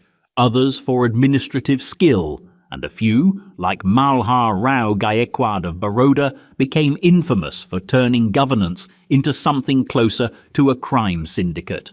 Appointed in 1870 as the ruler of one of the wealthiest princely states in the subcontinent, Malhar Rao inherited a throne with real power and substantial revenue. What he did with both was so brazen, so poorly disguised, and so corrosive that even the British, typically tolerant of princely indulgence as long as loyalty remained intact, were forced to intervene. From the outset, Malhar Rao seemed more interested in looting than leading. Within months of assuming power, reports began surfacing of embezzlement from state treasuries. Salaries for civil servants were delayed or vanished entirely, even as the Maharaja's personal expenditures exploded. British residents stationed in Baroda, who were tasked with monitoring the state's administration, began filing increasingly concerned reports. Expenditures bore no resemblance to revenues. State funds were being redirected without documentation. Audits, when attempted, were stonewalled. The heart of the issue was Malhar Rao's treatment of the state as private property. Appointments were made based on bribes or personal favours. Contracts were handed out with no competitive bidding. Public works projects saw little progress, but plenty of invoices. Land rights, import licenses, and tax exemptions were available for a price. The Maharaja's close circle benefited the most. A network of favourites and relatives who, according to British accounts, treated Baroda's finances like a personal ATM. Attempts by honest officials to intervene were met with intimidation or dismissal. What pushed the entire affair from scandal to diplomatic crisis, however, was an alleged attempted poisoning. In 1874, Robert Fair, the British resident at Baroda, filed a formal complaint not just about financial irregularities, but about attempts on his life, specifically that he had been given contaminated sherbet under suspicious circumstances. The accusation was serious, if sensational. A British inquiry followed, during which witnesses described erratic behaviour, threats, and explicit efforts to silence or remove any oversight of the Maharaja's financial affairs. Whether the poisoning claim was entirely credible or not, it sealed Malhar Rao's fate. In 1875, the British convened a formal commission of inquiry. The resulting investigation was damning. Records showed massive embezzlement, unexplained withdrawals from public funds, and outright theft. Some of the expenditures were absurd, even by princely standards. At one point, Malhar Rao had ordered a solid gold cannon, not for defence, but as a display piece, paid for directly from the state budget. Court officials testified that the Maharaja had blocked any attempt at oversight and had reshuffled his administration to ensure maximum financial opacity. The British government, embarrassed and increasingly alarmed, made the rare decision to depose a reigning Indian prince. Malhar Rao was removed from the throne in 1875 and exiled. He lived the rest of his life outside of Baroda, his name remembered less for royalty than for ridicule. A walking cautionary tale about what happens when unchecked power meets unfiltered greed. And yet, the story didn't end there. For while the British prided themselves on deposing one corrupt ruler, they had themselves helped elevate another, a man whose alliance with the East India Company had been secured not through policy or popularity, but through outright bribery. His name was Mir Jafar, and in the story of colonial India, no name became more synonymous with betrayal, backroom deals, and corruption dressed as diplomacy. 21. Mir Jafar, Nawab of Bengal. In the long and often cynical history of colonial entanglements, few figures carry the weight of infamy quite like Mir Jafar. Installed twice as Nawab of Bengal, first from 1757 to 1760, and again from 1763 to 1765, Mir Jafar was not simply a local ruler who lost to European powers. He was the man who greased the hinges on the door that would swing wide open to British rule in India.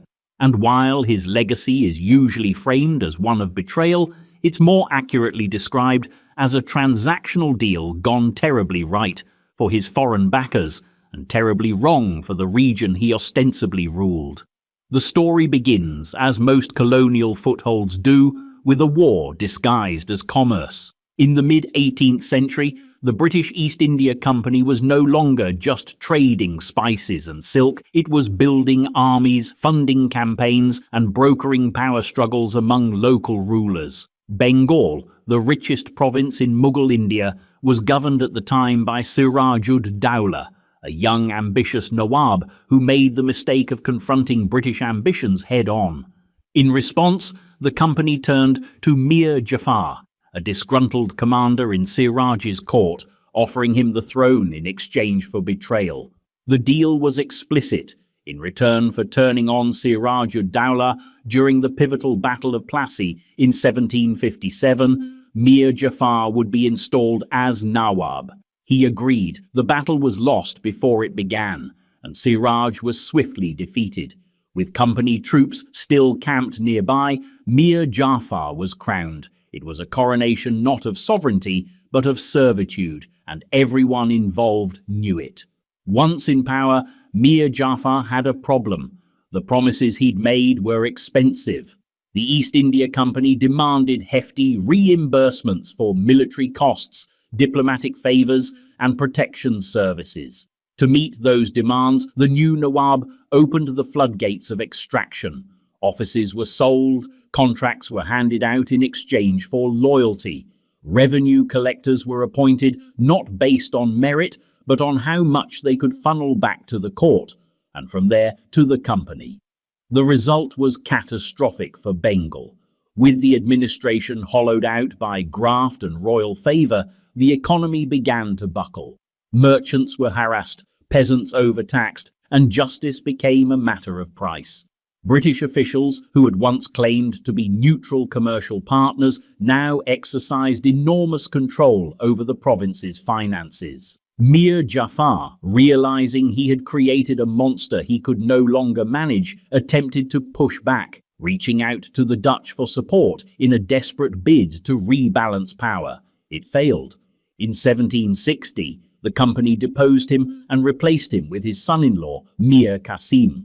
But politics in Bengal were as unstable as the ledgers, and 3 years later, the British found Mir Qasim too independent for their taste. They reinstalled Mir Jafar on the throne, a puppet they knew how to manage. He returned, older and diminished, his second reign even more compromised than the first. More concessions were granted, more offices were sold. The court became a marketplace, and the Nawab its cashier. By the time of his death in 1765, Mir Jafar had become a byword for betrayal, not just in political terms, but in moral ones. His name entered Indian folklore and vocabulary as shorthand for a traitor, but the truth was more complicated. He had played the game the British offered him, and lost. The corruption of his court wasn't an aberration. It was the foundation of British rule in India, built not with cannon fire, but with contracts, bribes, and royal signatures. And yet, while Mir Jafar is remembered as the man who sold out a kingdom, he was not the last princely figure to do so. Further west, in the opulent courts of Punjab's royal elite, a new generation of Indian princes would emerge. Men whose extravagance was measured in Rolls-Royces, jewel-encrusted bathtubs, and private cricket fields funded by public money. One of the most notorious was Maharaja Bhupinder Singh of Patiala, a ruler whose lifestyle outpaced not just his subjects' means, but even his empire's revenue. 22. Maharaja Bhupinder Singh of Patiala. If royal corruption had an Olympic event, Maharaja Bhupinder Singh of Patiala would have not only taken home the gold, he might have insisted on designing the medals himself, studded them with diamonds from the state treasury, and then hosted a 10-day victory banquet with taxpayer money. Ruling from 1900 to 1938, Bhupinder Singh was one of the most flamboyant Indian princes of the British Raj, a larger-than-life figure whose taste for opulence was matched only by his creative accounting. His court was famous not just for extravagance, but for treating the distinction between state funds and personal spending as a mere formality, one that could be waived with the right title, the right party, or the right guest list.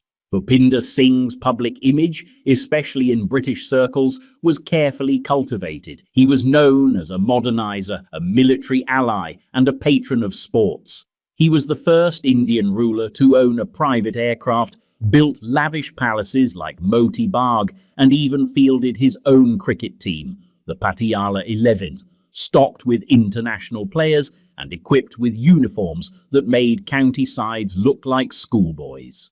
He loved fast cars, women, cigars, and jewelry, and he didn't believe any of it should be kept modest. But behind the spectacle was a financial operation that many of his contemporaries, both Indian and colonial, described as systematic looting. His rule was marked by rampant misuse of state funds for personal indulgence and a palace environment where nepotism was policy. Court positions were handed to loyalists or sycophants, often with no discernible qualifications. Justice in Patiala was said to favour proximity over law. If you had the right connections at court, the legal system would bend accordingly. State budgets, such as they were, became increasingly opaque. Spending on royal ceremonies, architectural vanity projects, and diplomatic gifts ballooned, often without oversight. Audits were rare, and when British officials did conduct them, as they occasionally were forced to, they found significant discrepancies. One infamous episode involved a colossal necklace commissioned from Cartier, reportedly paid for out of the state's treasury, and presented at a European gala as a personal purchase. It wasn't just showmanship, it was financial theatre, funded by taxes levied on a largely agrarian population. More troubling than the spending itself was the atmosphere it created. Court insiders, contractors, and foreign dealers quickly learned that the fastest path to profit was through flattery and favoritism. Concessions, licenses, and resource rights could be negotiated or gifted, depending on how well one performed in the court's unspoken talent show. Meanwhile, civil infrastructure suffered. Roads went unpaved. Rural areas lacked basic services. And while the Maharaja threw banquets for visiting dignitaries, famine relief and rural health programs were relegated to afterthoughts. Of course, Bhupinder Singh's defenders would argue that he was simply playing the game, keeping up with colonial pomp, buying prestige in a system designed to reward spectacle. But the numbers didn't lie. By the 1930s, Patiala's debts were mounting, and internal documents revealed growing concerns about the sustainability of its finances. When Bhupinder Singh died in 1938, he left behind a legacy of ornate architecture, legendary parties, and an administrative model that would haunt his successors. The British, ever eager to avoid rocking the princely boat, looked the other way, as they had with so many rulers who cloaked corruption in silk robes and state dinners. But halfway across the world, on an island thousands of miles from the Indian subcontinent, another king was facing a crisis of confidence, one not rooted in diamonds or palaces, but in scandal after scandal, involving bribes, licenses, and political strong-arming. King Kalakaua of Hawaii, once hailed as a nationalist modernizer, would end up signing away his own power after accusations of corruption transformed his court from a seat of sovereignty into a cautionary tale. 23. Kalakaua, King of Hawaii. David Kalakaua, crowned King of Hawaii in 1874, began his reign as a figure of hope, a Hawaiian-born monarch determined to revive the island's cultural identity, modernize its infrastructure, and reclaim the dignity of a people increasingly boxed in by colonial pressures. But the same reign that started with chants of sovereignty and native pride would, within a decade, become mired in accusations of corruption, cronyism, and a creeping commodification of royal power.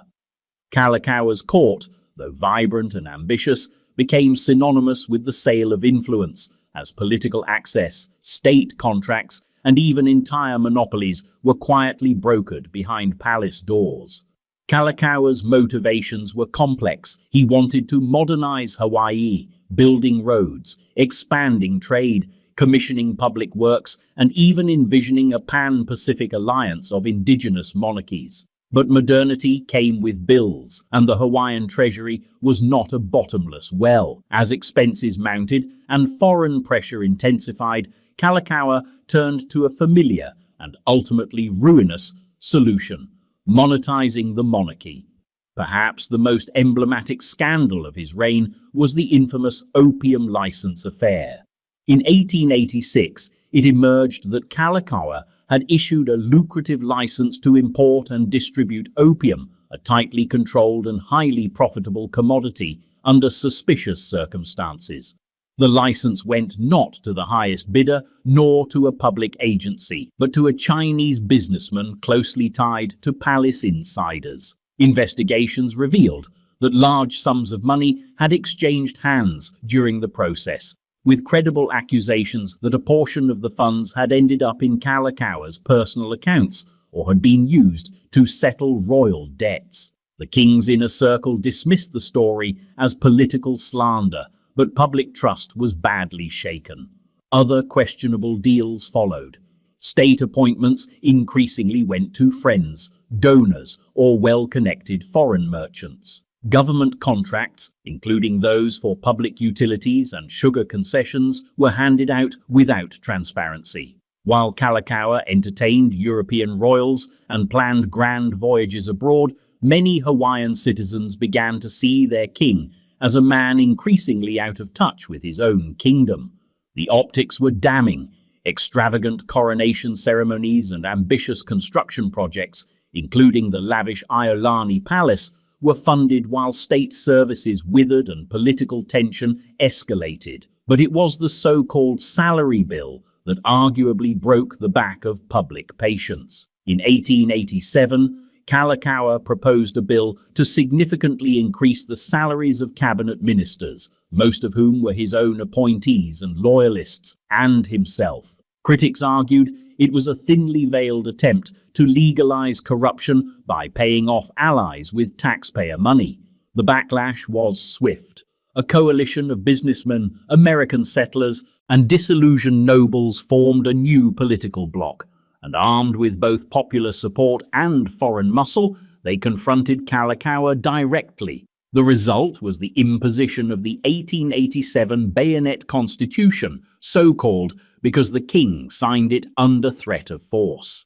This new constitution stripped the monarchy of much of its power, transferring real control to the cabinet and legislature, now dominated by elites more aligned with foreign interests than with the native Hawaiian population. Kalakaua remained king in name, but his role had been reduced to that of a ceremonial figurehead.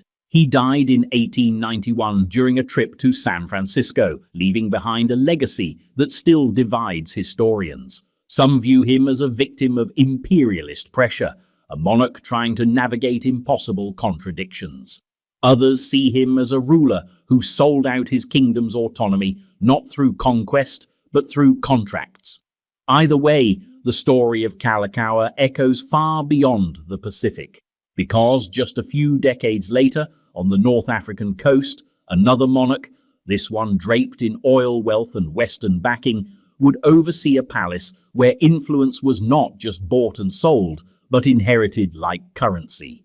Idris I of Libya would turn a new nation's optimism into a monarchy of favors, padded contracts, and petrodollars quietly redirected into the shadows. 24. Idris I of Libya. When Idris I was crowned King of Libya in 1951, the moment was steeped in symbolism. Libya had just emerged from decades of Ottoman control, Italian colonization, and Allied occupation. Idris, a religious leader from the influential Senussi order, was seen by many, both at home and abroad, as a unifying figure, pious, measured, and relatively untainted by the chaos of the preceding years. But as Libya transitioned from colonized territory to independent kingdom, a familiar dynamic took root. The promises of transparency, justice, and national development were quickly overshadowed by growing allegations of royal favoritism, economic mismanagement, and a palace that operated more like a gatekeeping firm than a guardian of the public interest. At first, the problems seemed manageable. Libya was a poor country with minimal infrastructure and deep regional divisions. Idris's initial reliance on foreign advisors and British backing was expected, even rational. But when oil was discovered in commercial quantities in the late 1950s, the calculus changed. Libya was suddenly wealthy, flush with petrodollars that promised a golden era of development. Instead, the sudden windfall revealed just how vulnerable the monarchy was to the oldest temptation in governance, the quiet rerouting of public wealth into private hands. Throughout the 1960s, critics, including former officials, journalists, and foreign observers, began pointing to an unmistakable pattern. Oil revenues were being funneled into opaque state funds, many of which were controlled directly by the royal court or by Idris's close associates. Economic concessions, including extraction rights, construction contracts, and trade monopolies, were regularly awarded without bidding, often to companies with direct connections to palace insiders or foreign intermediaries with a history of facilitating deals. Reports from the time describe a government riddled with patronage. Ministers were shuffled in and out depending on their personal relationships with the king or his inner circle. Provincial governors acted like satraps with limited accountability to Tripoli. Civil servants complained of being passed over in favor of those with royal patronage. And as Libya's oil income skyrocketed, so did the wealth and influence of Idris's family and entourage, many of whom appeared to gain access to state funds without clear portfolios or oversight. The resentment wasn't just about money, it was about visibility.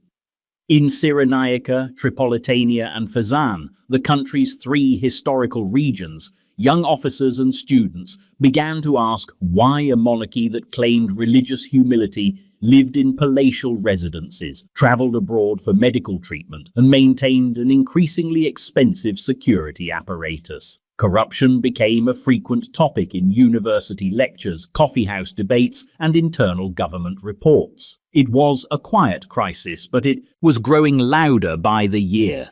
By the late 1960s, opposition to the monarchy was no longer limited to grumbling intellectuals. A generation of young military officers, many of whom had trained abroad and returned with modernist pan-Arabist ideas, began organizing in secret. They viewed Idris's regime as stagnant, out of touch, and hopelessly compromised by foreign oil interests and domestic rent-seeking. On September 1st, 1969, they acted. While the king was in Turkey for medical treatment, a group of junior army officers, led by a 27-year-old Muammar Gaddafi, launched a coup. The monarchy fell within hours, without a shot fired. Idris never returned to Libya. He would die in exile in Cairo quietly, a monarch who once symbolized national unity but became, in the eyes of many, the personification of squandered potential. Yet Idris was not the only 20th century monarch to wrap corruption in the robes of tradition. Just a few hundred miles northeast in the Balkans, another king had perfected the art of governing through backroom deals, padded concessions, and state-fueled self-indulgence. Milan IV of Serbia, armed with foreign loans and diplomatic doublespeak, would turn his reign into a masterclass in how to sell a country's future, one railway contract at a time. 25. Milan Obrenović of Serbia. Milan I of Serbia, crowned king in 1882 after ruling as prince since 1868, was many things. A modernizer, a schemer, a gambler, and, perhaps most enduringly, a monarch whose reign became a textbook example of how political instability and personal indulgence can intersect to produce a distinctly Balkan brand of corruption. His rule unfolded during a period when Serbia was trying to reinvent itself, caught between Ottoman decline, Austro-Hungarian ambition, and its own post-feudal growing pains. Milan saw himself as the man to pull Serbia into modern Europe. What he actually did was sell chunks of it to foreign investors, rack up debts, and turn the government into a playground for favoritism and financial leakage. From the very beginning, Milan's reign was dogged by questions about money, not just state money, but his own. He lived lavishly, travelled frequently, and developed a well-known habit of wagering more than he could afford. His personal debts, especially those incurred during extended stays abroad, were often quietly paid off through extraordinary budget allocations approved by his inner circle. Serbian taxpayers, meanwhile, were told this was the price of modernization, but Milan's financial improprieties weren't limited to royal extravagance.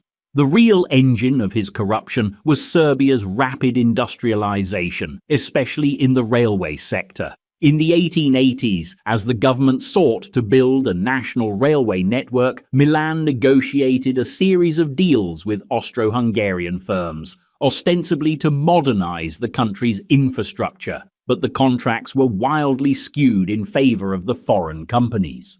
Terms included inflated construction costs, long-term tax exemptions, and guaranteed profits. Serbian critics argued that the state had essentially mortgaged its future to Vienna, and, more quietly, that members of the Obrenović court had received personal kickbacks for facilitating the deals. The press, increasingly emboldened during this period, began reporting on suspicious payments, no-bid contracts, and the inexplicable rise in wealth among royal advisers. Parliamentary sessions turned combative. Deputies demanded audits. Milan responded with classic strongman tactics, dissolving parliament, reshuffling cabinets, and accusing his critics of subversion. But the more he tried to assert control, the more transparent the palace's financial entanglements became. There were also persistent rumors that Milan had accepted payments from foreign governments, particularly Austria-Hungary, in exchange for favorable policies and diplomatic alignment. While hard evidence remained elusive, the alignment was unmistakable. Serbia's economy became increasingly dependent on Austro-Hungarian trade, and its political decisions began tilting eastward. To many Serbians, Milan had not just mismanaged the country, he had sold its independence by installments. By the late 1880s, domestic unrest was growing. Protesters took to the streets, calling for constitutional reform and accusing the king of squandering the nation's sovereignty. Milan's popularity cratered. In 1889, he abruptly abdicated in favor of his son Alexander, claiming exhaustion and the desire to retreat from public life. Most observers suspected otherwise, that the mounting criticism, combined with political pressure from abroad and scandal fatigue at home, had finally made the crown too heavy to bear. He lived out his remaining years as a political advisor and diplomat, never quite leaving Serbian affairs alone. But history remembered him less as a modernizer and more as a cautionary tale. A monarch who wanted to be European royalty, but ended up as a middleman in his own country's decline.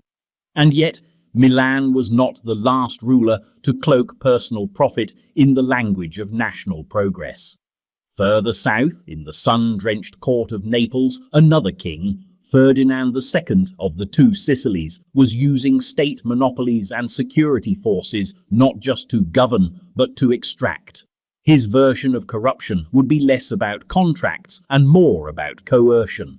A state where justice came with a price tag and royal favour was the only currency that counted. 26. Ferdinand II and Bomba of the Two Sicilies, nicknamed King Bomba, after allegedly ordering the bombardment of rebellious citizens in Messina, Ferdinand II of the Two Sicilies ruled from 1830 to 1859 with a style that combined absolute monarchy, secret police, and good old-fashioned profit-taking. His public image was one of stern paternalism, a king who believed deeply in the sanctity of order, the dangers of liberalism, and the need to keep the peninsula's restless cities tightly leashed. But behind the patriotic speeches and iron-fisted governance was a court run less like a government and more like a tightly controlled financial racket, where state institutions existed to serve the crown's appetite for loyalty, obedience, and, most crucially, revenue. The Kingdom of the Two Sicilies, encompassing southern Italy and Sicily, was at the time one of the most populous and resource-rich territories in the Italian peninsula. But under Ferdinand II's rule, its resources were locked behind a wall of royal favoritism and bureaucratic opportunism. The king surrounded himself with a circle of trusted confidants, nobles, advisors, clerics, many of whom were rewarded not with ceremonial roles but with actual power, monopolies, trade licenses, and administrative appointments that brought both prestige and profit. Corruption under Ferdinand wasn't haphazard, it was systematized. State monopolies, including salt, tobacco, and sulfur, were managed by entities directly tied to the crown. Licenses for mining, shipping, and customs were routinely granted in exchange for loyalty and quiet tribute. Independent merchants and landowners who refused to play along found themselves targeted by tax audits, denied permits, or caught in webs of legal obstructionism. The justice system, such as it was, became one of the monarchy's most potent tools for economic coercion. The royal courts also offered a lucrative side hustle in the form of offices for sale. Positions in local administration, judiciary, and even the army could be obtained through discreet payments. It was an open secret in Naples that getting anything done, from securing a permit to avoiding an investigation, required more than just paperwork. It required connections, and it often required cash. Judges ruled based not only on evidence but on influence. Prosecutors took instructions not from law but from the palace. Political opponents, reformists, and critics who spoke out against this rot were handled bluntly. Ferdinand's secret police network monitored university professors, clergy, foreign visitors, and anyone suspected of liberal leanings. Arrests were frequent, trials were opaque, and exiles piled up. Foreign diplomats, particularly the British and French, sent home reports of a court mired in backwardness, repression, and corruption. One British observer described the regime as a government where bribery is the oil and silence the price. Ironically, Ferdinand fancied himself a modernizer. He invested in infrastructure, such as railways and telegraphs, but these projects often served as yet another way to enrich court insiders. Contracts were awarded without competition, costs mysteriously ballooned, and the quality of construction was often poor. The appearance of modernization masked the deeper truth that progress under Ferdinand II was a commodity like any other, available for purchase if the buyer had the right passport, the right title, or the right last name. By the time of his death in 1859, the rout had spread too far. The kingdom was brittle, inward-looking, and isolated, a sitting duck for the waves of revolution that would soon wash over Italy during the unification campaigns. Just a year later, Giuseppe Garibaldi's red shirts would sweep through Sicily and the south with startling ease, welcomed by citizens tired of corruption and repression, wrapped in the language of divine right. But Ferdinand II wasn't the only ruler who let religious legitimacy and royal tradition cloak the corrosion of the state. Further east, in the crumbling Safavid dynasty of Iran, another king, Shah Sultan Hussein, presided over a kingdom where clerics and eunuchs ran amok with public funds, and the state fell not with a battle cry but with a bribe. 27. Shah Sultan Hussein of Safavid Iran. By the time Shah Sultan Hussein ascended to the throne in 1694, the Safavid Empire was already teetering, but what it needed was leadership. What it got was a monarch so indecisive, so easily manipulated, and so utterly disengaged from the realities of governance that his reign became less a story of misfortune and more a study in systemic decay. Sultan Hussein didn't just preside over the fall of an empire, He watched it unravel from the palace windows while his court turned corruption into an administrative principle. He was a deeply pious man, but devotion did not equal competence. Almost immediately, real power at court shifted to palace factions, especially eunuchs, clerics, and courtiers who had mastered the fine art of ruling without ever stepping outside the royal compound. The bureaucracy, already bloated, became a feeding ground for the well-connected. Appointments to provincial governorships, tax farms, and military posts were determined less by experience than by bribery, family connection, or clerical favor. The price of loyalty was negotiable, the price of silence even more so. Under Sultan Hussein, public offices were openly sold. Wealthy families bid for posts as if they were purchasing property, and in many ways they were. A governorship wasn't a job, it was a license to collect. Once installed, officials squeezed local populations through taxes, arbitrary fines, and forced levies, with a portion always kicking back to the capital. There was little fear of oversight. Royal inspectors were easily bribed, and anyone who threatened to expose the system's excesses could be denounced as heretical or disloyal to the Shah, a label that carried more weight than any evidence ever could. Religious authority, so central to the Safavid state, was also compromised.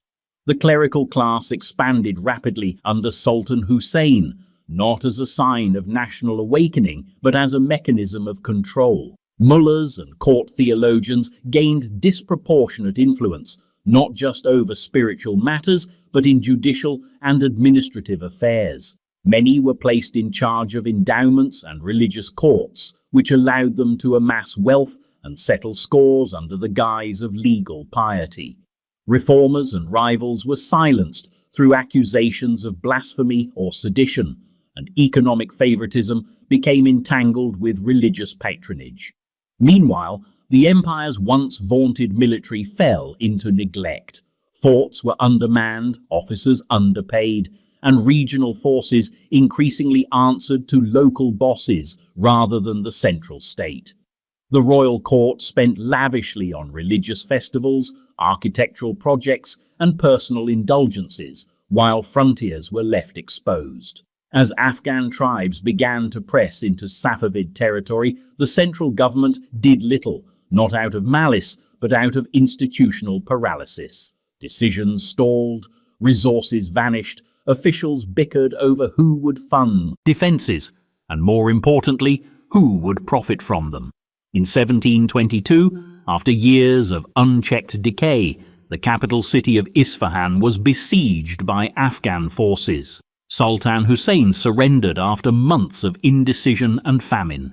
He abdicated in humiliation and lived out his final years under house arrest. The once mighty empire shattered beneath the weight of its own corruption. His reign marked the end of the Safavid dynasty, but it wasn't a cautionary tale about military defeat. It was about what happens when a state hollows itself out from the inside, when every office is a transaction, and when a king retreats from rule while those around him turn governance into a racket. And yet, corruption wasn't exclusive to the grand imperial capitals. Thousands of miles away, in the royal courts of East Asia, another ruler, this one a Korean monarch named Yeonsangun, was systematically monetizing status, plundering property, and treating his scholars like threats to be silenced and extorted. If Iran's collapse came through clerical favoritism, Joseon Korea's scandal would arrive through sheer authoritarian appetite. 28. Yeonsangun of Joseon Korea. If there is a royal figure in Korean history whose name is nearly synonymous with tyranny and corruption, it is Yeonsangun of the Joseon dynasty, who ruled from 1494 to 1506. His reign is remembered less as a period of leadership and more as a cautionary descent into authoritarian excess, institutionalized bribery, and open plundering of the very foundations that had long supported the Korean state. While he began his rule amid cautious optimism, Yonsangun quickly dismantled any expectations of good governance, choosing instead to wage a personal vendetta against the state's elite while transforming the monarchy into an engine of profit, paranoia, and personal indulgence. Yonsangun's early years were shaped by trauma. His mother, Queen Yun, had been executed years earlier under murky court politics, and his resentment toward the bureaucracy, particularly the scholarly elite known as the Sarim, festered into something far more dangerous once he assumed the throne. What followed was less a rule than a purge-driven reign that emptied state coffers, auctioned status, and punished dissent, not with debate, but with confiscation. One of Yonsangun's most infamous legacies was the systematic confiscation of property. Accusations of sedition, corruption, or even disloyal sentiment were used as pretexts to strip families, especially those tied to previous regimes or reformist scholars, of their wealth, land, and ranks. These purges were not only political, but financial. The crown seized estates, homes, and businesses, redistributing them to court favorites or keeping them for royal use. Officials who helped facilitate these seizures were rewarded not for loyalty to state or law, but for efficiency in enrichment. The royal court under Yonsangun quickly became an auction house of ambition. Government posts, military commissions, and aristocratic titles were increasingly distributed based not on exam scores or experience, long pillars of Joseon's meritocratic ideals, but on who could pay the right bribe or flatter the right faction. The traditional Confucian bureaucracy, once a balancing force against royal overreach, was decimated. Civil service exams were undermined, and many scholars were either forced into exile or executed during multiple waves of purges, particularly the devastating Sawa literati purges. In their absence, the court became a closed circle of opportunists. Yonsangun also drained state funds on personal luxuries and projects of questionable public value. He expanded royal palaces and pleasure gardens, imported entertainers, and poured resources into court festivities, while ordinary people struggled under increased taxes and administrative neglect. Local officials, seeing the example set at the top, followed suit. Tax farming became more abusive. Local justice systems grew more arbitrary. The entire bureaucratic apparatus began functioning less as a mechanism of order and more as a vertical pipeline of wealth directed upward toward the palace. Perhaps most chilling was Yonsangun's assault on the institution of education itself. Outraged by the critical voices emerging from Confucian academies and historical record keepers, he ordered the closure of the Seongyungwan, Korea's highest educational institution, and reportedly destroyed archives and historical texts that documented his mother's fate and, by extension, his own grievances with the state. The court annals, sacred records of Joseon governance, were tampered with. It wasn't enough to erase his enemies, he wanted to erase their memory. By 1506, the excesses had gone too far. A coup led by high-ranking officials and military commanders removed Yonsangun from power in a swift and bloodless uprising. He was exiled and died not long after. The new regime quickly moved to reverse many of his policies, restore the civil service, and rehabilitate the scholars who had survived. But the scars remained. Yonsangun left behind a legacy of fear, corruption, and institutional erosion. His reign proved that even in a state built on law, ritual, and hierarchy, a single monarch could, with enough ruthlessness and greed, reduce the system to a transactional shadow of its former self. And as Joseon Korea recovered from its brush with royal autocracy, another empire to the west would face its own post-revolutionary corruption in a different form, under the brief but explosive reign of Agustin Wu of Mexico. Crowned emperor in a country just learning what independence felt like, Agustin didn't just mimic monarchy, he monetized it, trading honors and influence in a nation barely held together. 29. Agustín de Iturbide, Emperor of Mexico. When Agustín de Iturbide crowned himself Emperor of Mexico in 1822, he wasn't stepping into a long-standing tradition of monarchy. He was inventing one from scratch, with borrowed European aesthetics, hurried rituals, and a crown forged in the confusion of post-colonial power vacuum. Mexico had only just broken from Spanish rule after a bloody war of independence, and its people were not yet sure what kind of country they were building. Agustín offered them an answer. Unfortunately, it came wrapped in vanity, opportunism, and a royal court that behaved less like a government and more like a cash-in-advance operation. Iturbide had originally been a military leader for the Spanish, then switched allegiances at a politically convenient moment. After helping to negotiate the Plan of Iguala and securing independence in 1821, he was celebrated as a national hero. But glory faded quickly, and within months of independence, he grew disillusioned with Mexico's shaky republican prospects, or more precisely, with the limitations those prospects placed on his personal power. In 1822, with the support of a loyalist faction in the army and upper clergy, he declared himself Emperor Agustín I. What followed was less a reign and more a one-year spending spree in imperial drag. In a country still in ruins from war, where the treasury was nearly empty and infrastructure fragile, Agustín set about building a monarchy that looked the part. Palaces, court titles, lavish military uniforms, and a nobility fabricated virtually overnight. Dozens of titles were created, many sold outright to loyalists, family members, or opportunists. Pensions were awarded with no clear funding source. Court positions came with generous salaries, often paid out of emergency funds that should have gone to stabilize the economy. Members of the newly formed Congress began to ask uncomfortable questions. Where was the money going? Why were friends and relatives of the emperor receiving lifetime pensions? Why were land grants being issued to favorites with no public process? The answers never came. Instead, Iturbide dissolved the Congress in late 1822, claiming it had become disruptive and disloyal. This act, seen by many as a bold attempt to cover up financial irregularities and suppress investigations, triggered widespread unrest. Discontent spread quickly. The military, once his core base of support, turned against him. So did former allies in the independence movement. By March of 1823, under immense pressure from all sides, Agustín abdicated and fled into exile.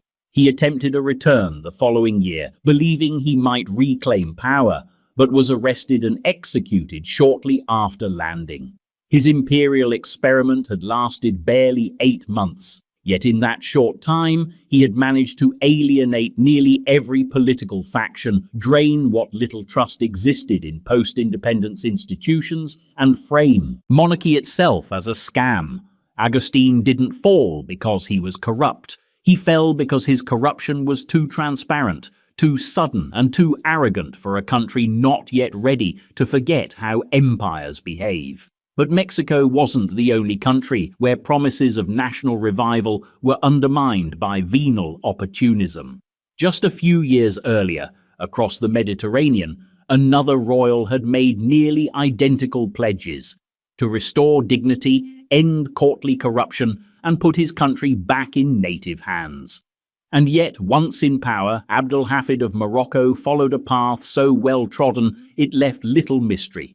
It began with reform and ended, predictably, with concession selling, French subsidies, and a monarchy too compromised to survive. 30. Abdelhafid, Moulay Abdelhafid of Morocco. Moulay Abdelhafid came to power in 1908 as the anti-corruption candidate. That wasn't just political spin, it was the entire basis of his legitimacy. His predecessor and half-brother, Abdelaziz, had earned a reputation for selling Morocco off to foreign interests, granting concessions for cash, and surrounding himself with European advisors who seemed more interested in exploiting the country's wealth than preserving its independence. Abdulhafid presented himself as the solution, a pious, principled leader who would restore Moroccan sovereignty, curb venality, and eject the foreign speculators from the palace. It didn't last.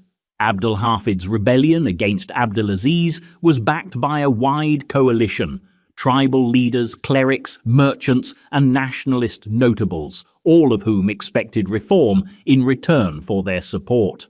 And at first, he delivered gestures that seemed to signal a new era. He purged a few unpopular courtiers, issued proclamations of moral governance, and appeared to distance himself from European financial interests. But behind the scenes, the mechanics of governance were unchanged. In fact, they may have gotten worse. Abdulhafid quickly found that the state's finances were even more fragile than he had anticipated. The treasury was nearly empty. Regional governors were growing restive, foreign creditors were demanding payment, and so, with few good options, the new sultan turned to the same playbook his brother had used: selling concessions, accepting subsidies, and trading influence for cash. One of the most glaring examples came in the form of French loans. Despite his anti-colonial rhetoric, Abdulhafid agreed to a series of financial arrangements with Paris that gave French officials increased control over Morocco's customs and revenue streams. In return, he received personal financial guarantees and political support. Meanwhile, lucrative contracts for infrastructure projects, roads, railways, ports, were handed to foreign companies without transparency, often at inflated prices. Moroccan merchants and notables who had once supported Abdulhafid now found themselves sidelined, watching as the same foreign hands they'd fought against were welcomed back through the back door. Court politics reverted to old patterns. Access to the Sultan became the most valuable currency in the kingdom. High-level posts were auctioned off, land grants were quietly redistributed to allies, and taxes were manipulated to favor those close to the palace. The press, to the extent that it existed, became increasingly critical and was quickly silenced. Reformist voices who had backed Abdulhafid's rise were either co-opted or crushed. By 1912, the contradictions of his rule were no longer sustainable. Popular uprisings erupted across the country, tribes rebelled, urban unrest spread. That same year, Abdulhafid signed the Treaty of Fez, formally establishing the French protectorate in Morocco. He abdicated shortly after in exchange for a comfortable pension from the French legacies. Final concession, traded not on behalf of the Moroccan people, but for his own security. His fall marked the end of the Sharifian monarchy as a sovereign power. The dynasty would survive under colonial oversight, but Abdulhafid's reign had extinguished the illusion of independence. Like so many before him, he had risen on the promise of reform, only to fall in the familiar shadow of personal gain. And so ends the list. But the pattern, of course, does not.